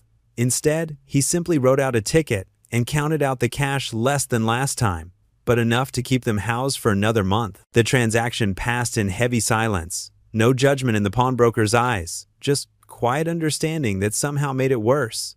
Eli's throat felt too tight to speak as he pocketed the money. Outside, the first drops of rain began to fall. Eli pulled up the stroller's hood to keep Grace dry, but didn't bother protecting himself. The cold drops mixed with the tears he could no longer hold back as he started the long walk home. The empty box weighed like lead in his pocket. Each step felt like moving through mud, his heart as heavy as his feet. The streetlights cast long shadows through the rain, and somewhere in the distance, a church bell tolled 9 times. Grace slept on, innocent and unaware, as Eli pushed her stroller through puddles beginning to form on the cracked sidewalk. The rain fell harder now, soaking through his thin jacket, but he barely noticed. His mind was full of Lydia, her smile, her faith, her unwavering belief that everything would work out if you just held on long enough. "I'm sorry, Lydia," he whispered into the rain, clutching the empty box in his pocket. "I'm so sorry." The wind picked up, carrying his words away into the darkness, leaving only the sound of rain and his footsteps as he pushed his daughter home through the gathering storm. The digital clock on Eli's microwave blinked 8:47 p.m. when he first noticed something was wrong. Grace's usual bedtime fussing had turned into a different kind of cry, higher pitched, more urgent. When he lifted her from her playpen, heat radiated through her yellow onesie. "Oh no, sweetie," he murmured, pressing his lips to her forehead. His heart sank at how hot she felt. Grace whimpered and buried her face in his neck, her tiny fingers clutching his shirt. The thermometer confirmed his fears, 102.3, too high for his baby girl. Eli's hand shook as he grabbed the diaper bag, his mind racing through everything he needed. Diapers, wipes, her favorite blanket with the pink elephants, the one Lydia had picked out before. He pushed the thought away. No time for that now. The night air was thick with coming rain as Eli rushed to his car, carefully buckling Grace into her car seat. She cried harder at being put down, her face flushed and miserable. "Shh, baby girl," he soothed, though his own voice trembled. "We're going to make you feel better." The drive to Marshall County Urgent Care seemed endless. Every red light felt like torture as Grace's cries grew weaker. Eli kept glancing in the rearview mirror, his knuckles white on the steering wheel. The streets were nearly empty, scattered leaves skittering across the pavement ahead of the storm. The fluorescent lights of the clinic parking lot cast harsh shadows as Eli parked. Inside, the waiting room smelled of antiseptic and old magazines. A tired-looking receptionist looked up from her computer. "Fill these out," she said, sliding a clipboard across the counter. "Insurance card?" Eli's stomach clenched. I don't have insurance right now. Lost it when." He swallowed hard. "How much is the visit?" The number she quoted made him dizzy. After pawning Lydia's ring, he had barely enough left. But what choice did he have? Grace felt like a furnace against his chest. "I'll figure it out," he said quietly, taking the clipboard. The plastic waiting room chairs were hard and uncomfortable. Eli filled out the forms one-handed, his other arm cradling Grace. Her crying had subsided to whimpering, but that worried him even more. His strong, usually energetic daughter seemed to be wilting. A mother across the room gave him a sympathetic look over her magazine. "First time with a fever?" "First time alone," Eli admitted, his voice rough. The woman nodded understanding and looked away, leaving him with his thoughts. Eli found himself doing something he hadn't done since Lydia's funeral: praying. Not the formal prayers he'd learned in church, but desperate whispers straight from his heart. "Please," he murmured into Grace's damp hair. "Please, let her be okay. I know I've messed up. I know I haven't been strong enough or good enough. But she's innocent. She's all I have left of Lydia. Please." Walter's words from their long talks on the porch came back to him. "Faith starts when you've got nothing left." Eli had nodded politely then, but now the words hit differently. Here in this sterile waiting room, watching his daughter struggle, he truly had nothing left. No money, no pride, no certainty, just love and fear and desperate hope. "I'll do better," he whispered, a tear sliding down his cheek. "I promise, Lydia. I'll be the father she deserves. Just please, please let her be all right." Time crept by in the harsh fluorescent light. Grace dozed fitfully against his chest, her breathing quick and shallow. Outside, thunder rumbled, and rain began to patter against the windows. Eli remembered other stormy nights, Lydia curled against him, both of them dreaming of the family they would have. He'd never imagined he'd be doing this alone. When the nurse finally called them back, Eli's legs were numb from sitting still so long. The examination room was small and chilly. Grace whimpered as the nurse took her temperature and vital signs. 103.1 now, she noted. "How long has she had the fever?" "I noticed it about 2 hours ago," Eli said. "She was fine at dinner, but then..." The doctor came in shortly after, a kind-faced woman with gray-streaked hair. She examined Grace thoroughly while Eli hovered nearby, answering questions about symptoms and recent activities. His throat tightened when she asked about family medical history. There was so much about Lydia's side he didn't know. "Looks like an ear infection," the doctor finally concluded. "Pretty common at this age, but we'll want to start antibiotics right away." Relief made Eli's knees weak. Just an ear infection. Not something worse. Not something he couldn't handle. The prescription she wrote would take most of his remaining money, but he didn't hesitate. Grace's comfort was all that mattered. While the nurse prepared discharge paperwork, Eli held his daughter close, breathing in her baby-sweet scent under the fever smell. Thunder crashed closer now, and rain drummed against the roof. Grace startled at the sound, clutching his shirt. "It's okay, sweetie," he whispered. "Daddy's got you. We're gonna be just fine." He almost believed it himself. A thin line of golden light crept beneath the curtains as dawn broke over the small Kentucky town. Eli sat in his worn armchair, watching Grace's chest rise and fall as she finally slept peacefully on the couch. Her fever had broken sometime in the night, leaving her cheeks less flushed but her tiny body exhausted. The sound of paper sliding against wood made him turn. Through the gap under his apartment door, a white envelope appeared. Eli's heart skipped a beat. He glanced at Grace to make sure she was still sleeping, then crossed the room in 3 quick strides. His hands trembled as he picked up the envelope.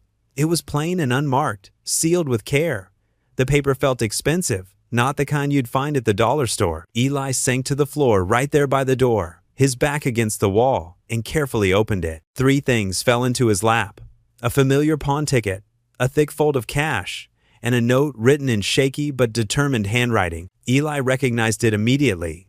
He'd seen those careful, old-fashioned letters in Walter's grocery lists and repair notes. "Some things aren't meant to be sold," the note read.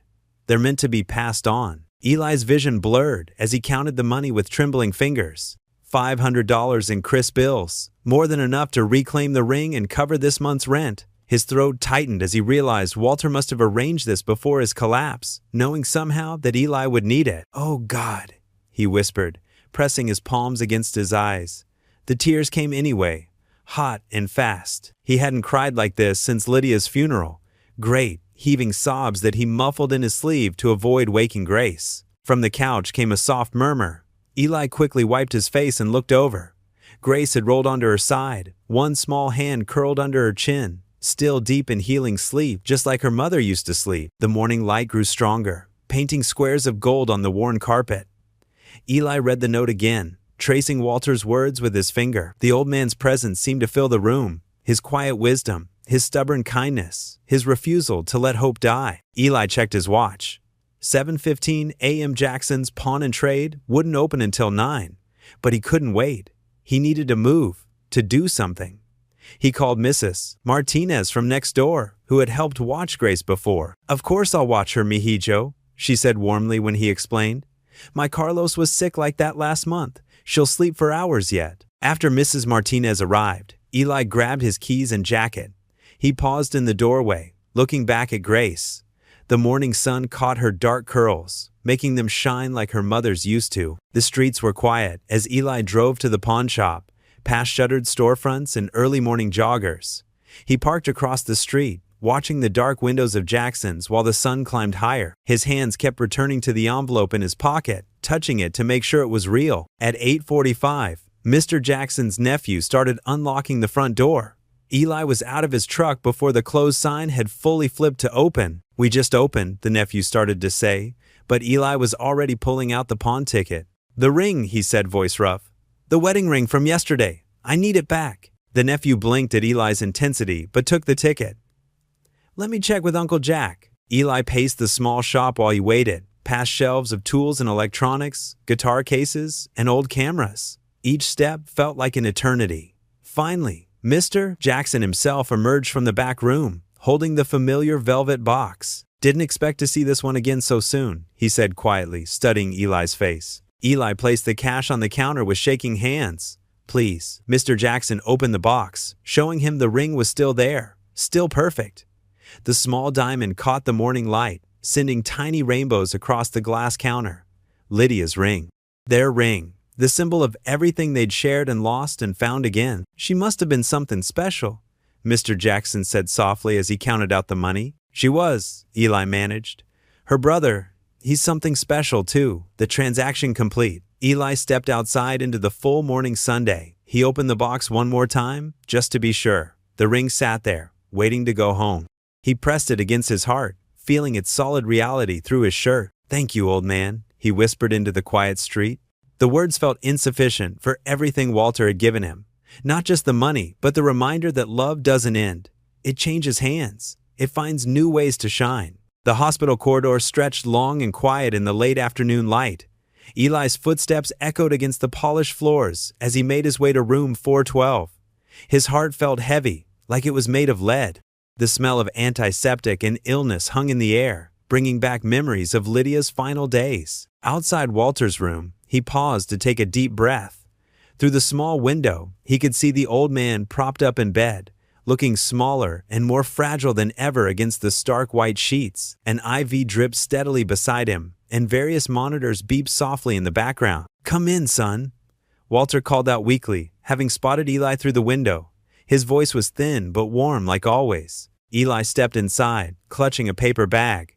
"Brought you some of those butterscotch candies you like?" he said, trying to keep his voice steady. "And Grace drew you a picture." He pulled out a crayon scribble covered in bright colors. Walter's face lit up. Despite the oxygen tube in his nose and the pallor of his skin, his blue eyes still sparkled. "That little artist," he whispered, Put it right there where I can see it." He motioned to the bedside table. Eli carefully taped the drawing to the wall. Then he settled into the chair beside the bed, the plastic creaking under his weight. For a while, they sat in comfortable silence, the kind that comes from true understanding between two people. "I got your note," Eli finally said, his voice thick with emotion. "And the ring. Walter, you shouldn't have—" "Hush now," Walter interrupted gently. "What else was I going to do with my savings? Buy another fishing rod?" He chuckled, then coughed. "Besides, that ring belongs in your family." Eli leaned forward, resting his elbows on his knees. "You are my family now, too," he said quietly. Walter's eyes grew misty. "You know, when Lydia left," he paused, catching his breath, "I was so angry. Thought she was being selfish, running away from her responsibilities. But now I see she was running toward something better, toward love." He reached out with a trembling hand to grasp Eli's. "She found it with you. I wish she could have reconciled with you sooner," Eli said, his throat tight. "God's timing isn't always our timing," Walter replied. "But he brought us together now, didn't he? Through you and that precious baby girl." The afternoon sun slanted through the blinds, casting stripes of golden light across the bed. Outside, birds chirped in the maple tree near the window. "Eli," Walter said suddenly, his voice growing serious, "I need you to promise me something. Anything. Help David heal." Walter's grip tightened slightly on Eli's hand. "He's carried this bitterness about Lydia for so long. It's eating him up inside, just like it ate at me before I found you." Tears welled up in Eli's eyes. "I don't know if he'll let me," he admitted. "He will," Walter said with quiet certainty. "Because you understand loss. You understand grace." He took a shaky breath. "Show him what you showed me, that love is stronger than pride." Eli couldn't hold back his tears anymore. They fell freely as he nodded. "I promise," he whispered. Walter smiled, looking peaceful. "You know what I learned in the war?" he asked softly. "That sometimes the bravest thing isn't fighting. It's forgiving. It's reaching out when everything in you wants to pull away." They talked quietly as the afternoon faded into evening. Walter shared more stories about Lydia as a little girl, about his late wife Margaret, about the way faith had carried him through his darkest days. His voice grew weaker, but his words carried the weight of hard-won wisdom. As night settled in, Walter's eyes began to droop. "I'm just going to rest my eyes a bit," he murmured. Eli stayed, holding the old man's hand as the monitors beeped steadily in the darkness. Nurses came and went, checking vitals, adjusting medication. Through it all, Walter slept peacefully, his breathing growing slower and more shallow. In the deepest part of night, Walter's breathing changed. Eli pressed the call button, and nurses rushed in, but there was nothing to be done. Walter Dempsey slipped away quietly, still holding Eli's hand. Dawn began to break, painting the sky in soft pinks and purples outside the window. Eli sat in the growing light, still holding Walter's hand, now cold and still. Tears rolled down his cheeks as he watched the sun's first rays filter through the blinds, casting gentle stripes across the bed where his friend, his family, lay at peace. The wooden pews of Oak Ridge Baptist Church creaked under the weight of mourners dressed in black. Sunlight filtered through the stained glass windows, casting colorful shadows across tearful faces. Baby Grace sat quietly in her Aunt Martha's lap, playing with a small wooden cross necklace, while Eli straightened his borrowed tie in the front row. Pastor David stood at the pulpit, his shoulders rigid beneath his dark suit. The Bible lay open before him, but his eyes kept drifting to Walter's casket. Fresh flowers surrounded it, lilies and roses that filled the air with their sweet perfume. "My father," David began, his voice steady at first, "was a man who understood grace better than anyone I've ever known." He paused, shuffling the papers of his prepared sermon. He served his country in Korea, loved his wife Margaret for 52 years, and never missed a Sunday service. The congregation nodded, dabbing at their eyes with tissues.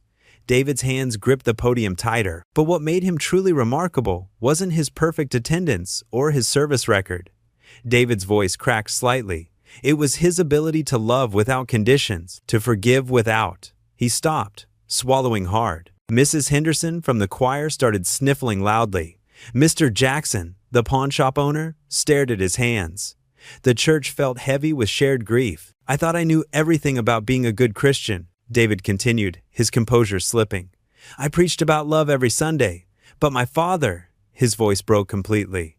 "My father lived it." Eli stood up slowly from his seat, the letter in his pocket feeling as heavy as his heart. He walked to the pulpit, each step echoing in the hushed church. David looked at him, tears streaming down his face. "May I?" Eli asked softly. David nodded, stepping aside. His shoulders shook as he took Eli's vacant seat in the front row. Eli pulled out the wrinkled paper, smoothing it against the wooden podium. His hands trembled slightly as he began to read. "Dear Walter," he started, his voice rough with emotion. "You once told me that love doesn't die, it just changes hands. I didn't understand what you meant until now." The church was silent, except for the gentle whir of ceiling fans and distant bird songs through the windows. "When I lost Lydia, I thought I'd lost everything. My faith, my hope, my reason for getting up in the morning. But you showed me that love leaves traces everywhere, in a borrowed cup of coffee, in an old truck that needs fixing, in the way Grace's eyes light up just like her mama's used to." Several people murmured in agreement. David lifted his head, watching Eli intently. "You taught me that being strong doesn't mean carrying your burdens alone. It means letting others help you carry them. You showed me that faith isn't about perfect attendance or memorized verses. It's about showing up for people when they need you most." Eli's voice grew stronger as he continued. "You gave me back my wife's ring when I thought I had to sell it. But more than that, you gave me back my dignity. You showed me that sometimes the biggest act of faith is simply believing tomorrow might be better than today." In the front row, David covered his face with his hands, his shoulders shaking. Martha patted his back gently while Grace reached for him with tiny hands. "I promised to tell Grace about her great-uncle Walter." Eli read, his voice thick with tears. "About how he fought in a war but never lost his gentleness. About how he could fix anything with duct tape and faith. About how he taught her daddy that love is stronger than pride. And family isn't just about blood, it's about choice." The sunlight shifted through the windows, painting rainbow patterns across Walter's casket. Eli gripped the podium tighter. "You were right, Walter. Love doesn't die.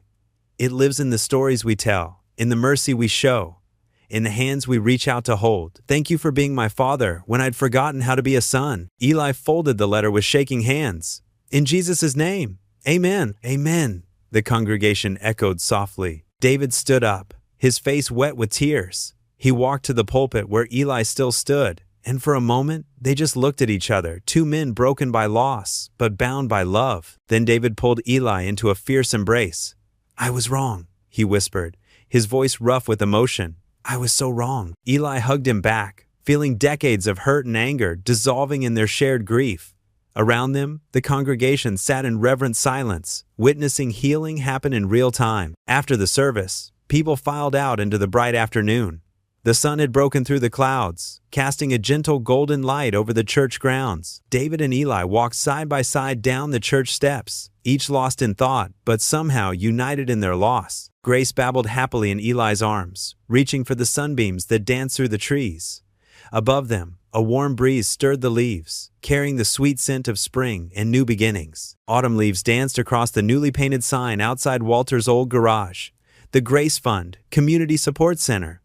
The morning sun caught the fresh blue paint, making it gleam like a beacon of hope. Eli Turner stood in the gravel driveway, holding a wrench in one hand and a cup of coffee in the other, watching as David Dempsey's pickup truck pulled in. "Morning," David called out, climbing down from his truck. He carried a box of donated groceries, his clerical collar replaced by a worn flannel shirt. "Got another delivery from Mrs. Henderson's garden. Says her tomatoes are coming in faster than she can use them." Eli smiled, setting his coffee down on a nearby workbench. "Those'll go perfect with the pasta we're giving out today." He reached for the box, catching the familiar scent of fresh vegetables. "How many families we expecting?" 7 signed up yesterday. David paused, adjusting his grip on the box. "Plus 2 more this morning. Single mothers.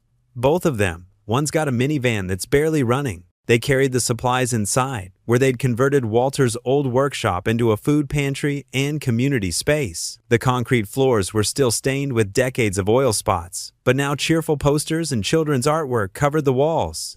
A play area filled one corner, complete with donated toys and a soft rug where babies could crawl safely. "Dad would have loved this," David said softly, arranging cans on metal shelving. "Using his space to help people. It's exactly what he always wanted to do." Eli nodded, thinking of the letter Walter had left with his will. The old man had set aside his life savings specifically for this purpose, helping struggling parents get back on their feet. The memory of Walter's scratchy handwriting still brought tears to Eli's eyes. Sometimes God's grace comes with a wrench and a helping hand. The morning passed in a blur of activity.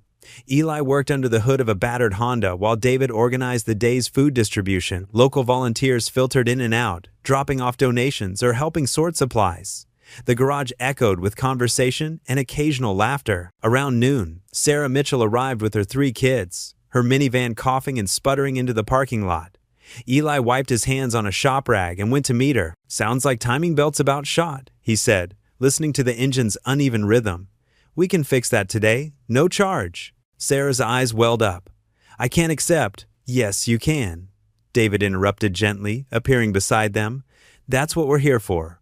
Walter's legacy. While Eli worked on the van, David helped Sarah fill 2 boxes with groceries. Her youngest daughter found her way to the play area, where Grace was stacking blocks with another toddler. The sound of children's laughter mixed with the metallic clinks of Eli's tools. "You know what this reminds me of?" David asked later, as they watched another family drive away with repairs done and food in their trunk.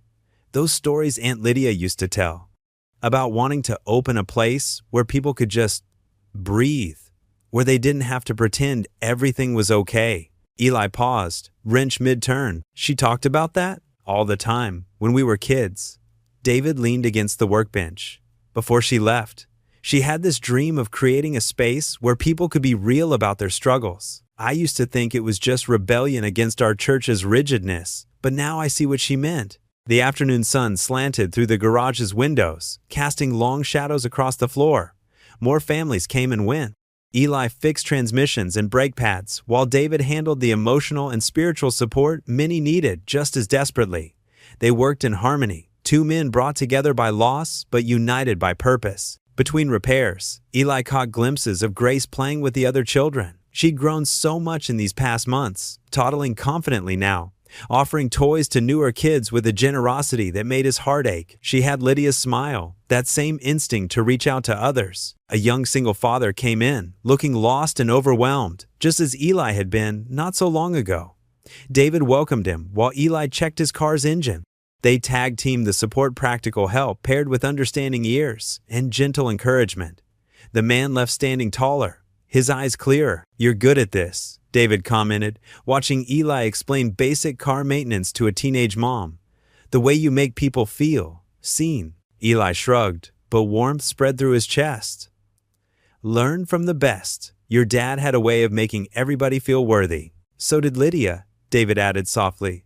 "I'm starting to remember that now." As the day wound down, Eli stood in the doorway of the garage, watching Grace play with 2 other toddlers in the late afternoon light. They were building towers with soft blocks, squealing with delight when they toppled over.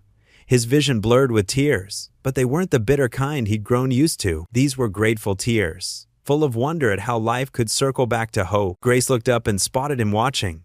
"Data!" she called, waving a block in triumph. The simple joy in her voice echoed off the walls, filling the space with something that felt like blessing. Eli pressed his hand to his chest, where Lydia's ring hung on a chain under his shirt. The metal was warm against his skin, a constant reminder of love's persistence. He could almost hear her laugh, see her nodding in approval at what this place had become. The Grace Fund wasn't just about fixing cars or distributing food. It was about continuing what Walter and Lydia had both believed in, that love was meant to be passed on, that grace could wear 1,000 different faces. Sometimes it looked like a repaired transmission or a box of groceries.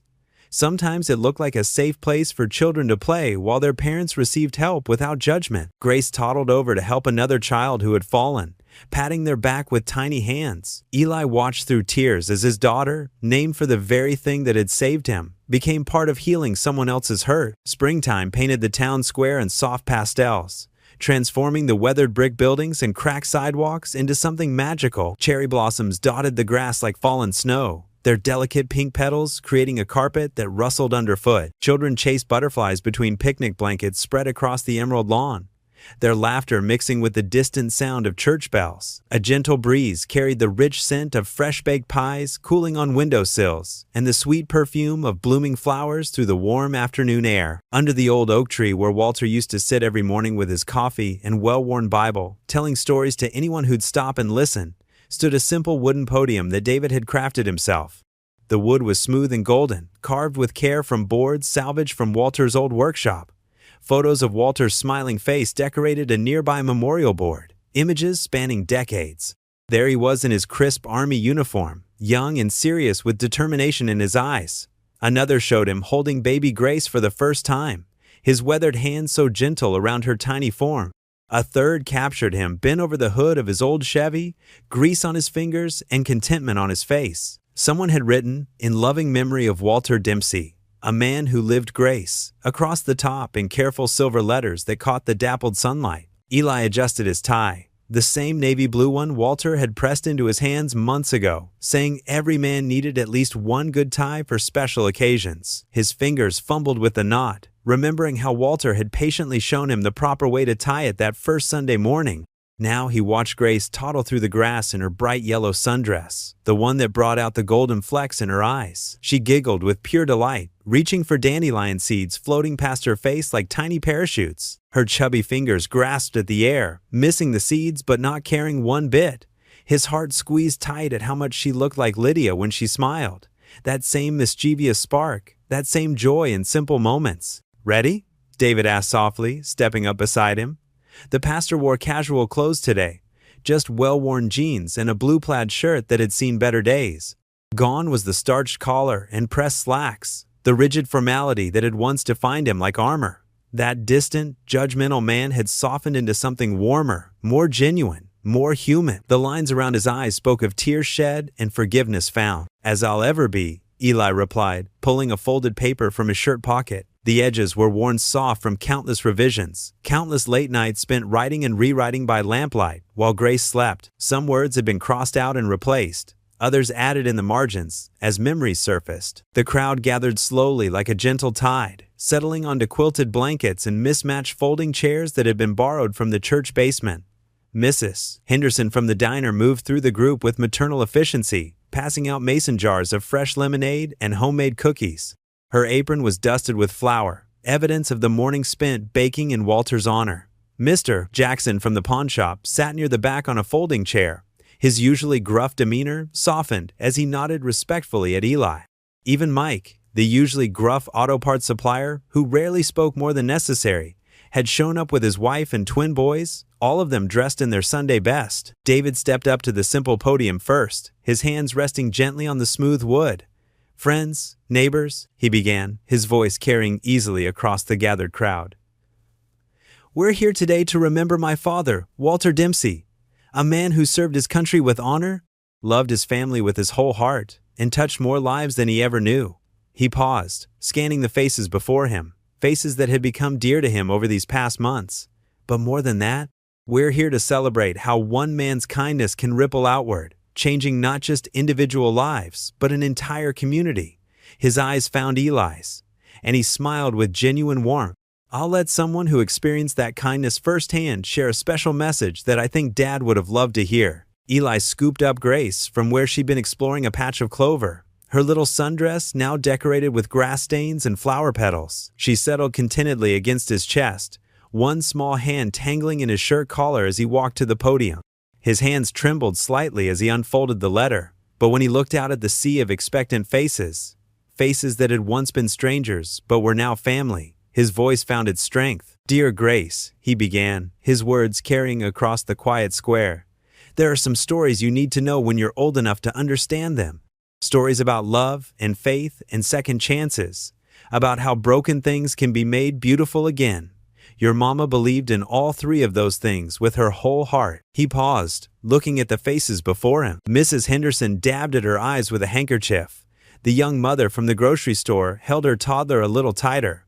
Even tough, Mike wiped his nose with the back of his hand. "Your mama, Lydia, had the kind of smile that could light up the darkest room and make you believe everything would be okay. She loved yellow flowers because they reminded her of sunshine. She made the best raspberry pie in 3 counties, though she'd burn the edges every single time and laugh about it. She sang off-key in the shower every morning, these old hymns her grandmother taught her, and it was the most beautiful sound in the world." Several people wiped their eyes openly now. David's wife, Sarah, squeezed his hand tightly, remembering her own first impression of the aunt she'd never met but had come to love through stories. She left her family when she was just 18, carrying hurt too heavy for such young shoulders. Sometimes families say things they don't mean, hold grudges that grow like weeds until they choke out all the love. But your mama never stopped believing in grace, the kind that forgives everything and starts fresh every morning. The breeze picked up, rustling through the oak leaves overhead with a sound like gentle applause. Grace reached toward the dancing shadows, her eyes wide with wonder. Then we met Walter, your great uncle, though neither of us knew it at first. God has a sense of humor sometimes, baby girl. He found us when we were broken, when I'd lost my way and my faith and didn't know how to be strong anymore. Walter didn't just give us money or food, though he did that too. He gave us something more precious. He gave us dignity, hope, family. Grace reached for the paper in his hands, and the audience chuckled warmly as Eli gently moved it away from her curious grasp, kissing the top of her head. Walter taught me that sometimes God's answers come wearing old work boots and carrying a toolbox full of wisdom. He showed me that real faith isn't about perfect people living perfect lives. It's about broken ones helping each other heal, piece by piece, day by day. David nodded, tears streaming freely down his face now, all his old pride washed away by grief and gratitude. Your mama's wedding ring hangs around your neck now, baby girl, on that little gold chain Walter bought special just for you. It's not just jewelry. It's a reminder that love comes back to us in the most unexpected ways, through the most unexpected people. Walter knew that truth better than anyone. He lived it every single day of his life. Eli's voice cracked slightly, the emotion breaking through despite his efforts to stay strong. He called you his second chance, Grace, said God had given him another shot at loving family the right way, the way he should have loved your mama all those years ago. And he did. He loved you, loved us, with everything he had left in his old heart. The breeze rustled through the oak leaves overhead again, almost like a whisper of approval, and several people looked up as if expecting to see Walter himself sitting on his favorite branch. So when you're older and you ask about this ring, about Walter, about your mama, I'll tell you this story. I'll tell you that some people leave footprints on our hearts that never fade, no matter how much time passes. They teach us that grace isn't something we earn through good behavior or perfect attendance at church. It's given freely, like Walter gave to us, like your mama gave to me every day of our marriage. People were standing now, drawn forward by the raw honesty in his words, by the love that radiated from this young father holding his daughter close. Your mama believed in heaven, Gracie. She'd tell you all about streets of gold and mansions and no more tears. And now she's there with Walter, probably arguing about whose turn it is to make the coffee and whether his war stories are getting taller with each telling. A warm laugh rippled through the crowd, breaking the tension like sunlight through storm clouds. But more importantly, they both taught us how to live here now, in this broken, beautiful world, with open hearts and helping hands, and love that never gives up. Eli looked up from the letter, meeting the tear-filled eyes of his neighbors, his community, his chosen family. Walter used to say, love doesn't die, it just changes hands. He was right. Look around, Grace. This is what love looks like when it's passed on from person to person, heart to heart. This is Walter's real gift to all of us. David walked up without hesitation and hugged Eli hard, all the old anger and resentment buried forever under forgiveness and shared grief. Thank you, he whispered, his voice thick with emotion. Dad would be so proud of you, of this, of what you've built here. The crowd moved forward like a gentle wave, eager to share their own stories and memories. Mrs. Henderson talked about Walter's weekly breakfast orders at the diner. Always eggs over easy with extra toast for dunking, and he'd sit at the corner booth reading his paper and greeting everyone who walked through the door. Mike mentioned how Walter would spend entire afternoons in his auto parts shop, not buying anything, just telling war stories to anyone who'd listen, and somehow making even the youngest customers feel important. Children played tag between the adults' legs, while plates of homemade food appeared as if by magic. Casseroles and fried chicken, fresh bread and fruit salad, enough to feed twice as many people. Grace toddled from person to person with fearless curiosity, receiving cookies and gentle pats and bits of wisdom whispered in her tiny ears. The ring bounced against her chest as she moved, catching sunlight and throwing tiny rainbows that danced across her yellow dress. Eli watched it all with a deep sense of peace settling in his chest, like a bird coming home to roost. Here was Walter's real legacy, not in buildings or bank accounts or monuments of stone, but in a community drawn together by love. In a faith renewed not through perfect sermons or flawless theology, but through simple acts of kindness multiplied and shared. David caught his eye across the crowd and grinned, looking more like the boy he must have been before life taught him to build walls. Ready to open the community center tomorrow? Already got 3 cars lined up in the garage. Eli nodded. Single moms who need repairs they can't afford. Walter would have loved that we're starting with the ones who need it most. He's probably looking down right now, complaining that we're not moving fast enough. David laughed. And for a moment, Eli could almost hear Walter's voice carried on the spring breeze. As the afternoon waned and shadows grew longer, people began the slow process of packing up blankets and collecting empty plates and folding chairs. Eli helped wherever he could, shaking hands and accepting hugs as the crowd gradually thinned. Each goodbye came with promises to stop by the garage, to bring the grandkids around to meet Grace, to remember Walter's lessons about living with open hands. Finally, as the sun painted the sky in shades of gold and pink, it was time to head home. Eli lifted Grace onto his shoulders, her little hands immediately reaching up to pat his head as she settled in for the ride. The ring glinted at her throat, a familiar sparkle in the fading light, carrying with it all the love and hope and second chances that had brought them to this moment. The town square grew quiet, except for the rustle of cherry blossoms in the evening breeze. But the love that had filled it would linger long after the last footstep faded away. The desk lamp cast a warm glow across Eli's small study. Outside his window, the Kentucky night wrapped the world in velvet darkness, peaceful and still. He pulled out a fresh sheet of paper, his hand hovering over it for a moment before pressing pen to page. The scratching of his ballpoint filled the quiet room as he began to write. Dear Lydia, it's been a while since my last letter. So much has happened, I hardly know where to begin. But tonight, my heart feels full enough to burst, and I need to tell you everything. His pen moved steadily across the paper as memories flooded back. The sound of crickets filtered through the screen window, nature's gentle accompaniment to his thoughts. Remember how scared I was when Grace was born? How I worried I couldn't be both mother and father to her? Well, something amazing happened. Your brother Walter, the one you never spoke about, he found us. Or maybe you led him to us. Either way, he changed everything. Eli paused, wiping moisture from his eyes with the back of his hand. The words flowed easier now, like a river finding its path. He was everything you said a big brother should be, kind, wise, and full of terrible jokes. He taught me that strength isn't about carrying burdens alone. It's about letting others help you carry them. In the next room, Grace stirred briefly in her sleep. Eli listened for a moment, making sure she settled, before continuing. Walter passed away last week. Peaceful, in his sleep, holding my hand. His last words were about you, about how proud you'd be of the family we've become. I wish you could have seen him with Grace. The way his eyes lit up every time she toddled over to him, arms raised for a hug. She might not remember him when she's older, but I'll make sure she knows his stories. He reached for his coffee mug, now cold and forgotten. The night deepened around him, but he barely noticed, lost in his words. Your nephew David, he's different now. The day Walter died, something broke open in him. All that anger he carried about you leaving, it just melted away. We stood together at the funeral, and he hugged me like a brother. Said he finally understood why you had to go, why you chose love over duty. He's helping me run a program for single parents now. We call it the Grace Fund. Walter would have loved that. The old floorboards creaked softly as Eli shifted in his chair. From somewhere in the distance, an owl called into the darkness. I keep thinking about that day in the pawn shop when I tried to sell your ring. How desperate and ashamed I felt. But now I understand. That moment wasn't about losing something. It was about finding everything.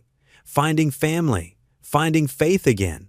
Finding the strength to keep going. His pen moved faster now, trying to keep pace with his heart. Grace wears your ring on a chain now, just until she's old enough to understand what it means. Sometimes I catch her playing with it, watching it sparkle in the sunlight. In those moments, I see you in her smile, hear you in her laugh. She's got your spirit, Lydia. That same fire that made me fall in love with you. The crickets outside seemed to grow louder, their chorus a reminder of countless summer nights spent on the porch with Walter, sharing stories and healing hearts. I want you to know that I'm okay now, really okay. Not just getting by, but living again. The garage is doing well. The community that once whispered behind our backs now brings us casseroles and babysits. Grace, your brother taught me that grief doesn't have to be a permanent address. It's just a stop along the way. Eli paused, watching a moth dance around the desk lamp. His throat tightened as he wrote the next words. The thing is, Lydia, I finally understand what you kept telling me before you left us. About how love is bigger than death. How it finds new ways to show itself. You were right, sweetheart. Love doesn't die, it just changes hands. He folded the letter carefully, creasing each edge with precision. Rising from his desk, he placed it beside the velvet ring box that had started everything, the box that had led him to Walter, to healing, to hope. The night air felt cool on his face as he stepped out onto the porch. Stars scattered across the dark Kentucky sky like diamond dust, reminding him of all those nights Walter had pointed out constellations to Grace. From inside, he could hear her soft giggles in her sleep, the sound of innocent dreams and untroubled rest. Eli gripped the porch railing, his eyes lifting to the heavens. The same stars that had watched over his pain now witnessed his healing. The same moon that had seen his tears now illuminated his smile. "We're going to be okay, Lydia," he whispered into the night. "We're really going to be okay." Above him, the stars continued their ancient dance, while below, the Kentucky hills waited patiently for dawn. Through the darkness, the first hints of morning began to paint the horizon in shades of promise, each color a testament to faith restored and love reborn. What would you do if you were in their place? Comment your answer below, and let's see how you'd rewrite the ending. If you enjoyed the story of Eli Turner, I handpicked the next story that you will enjoy. Please don't miss this one. Click here to watch it.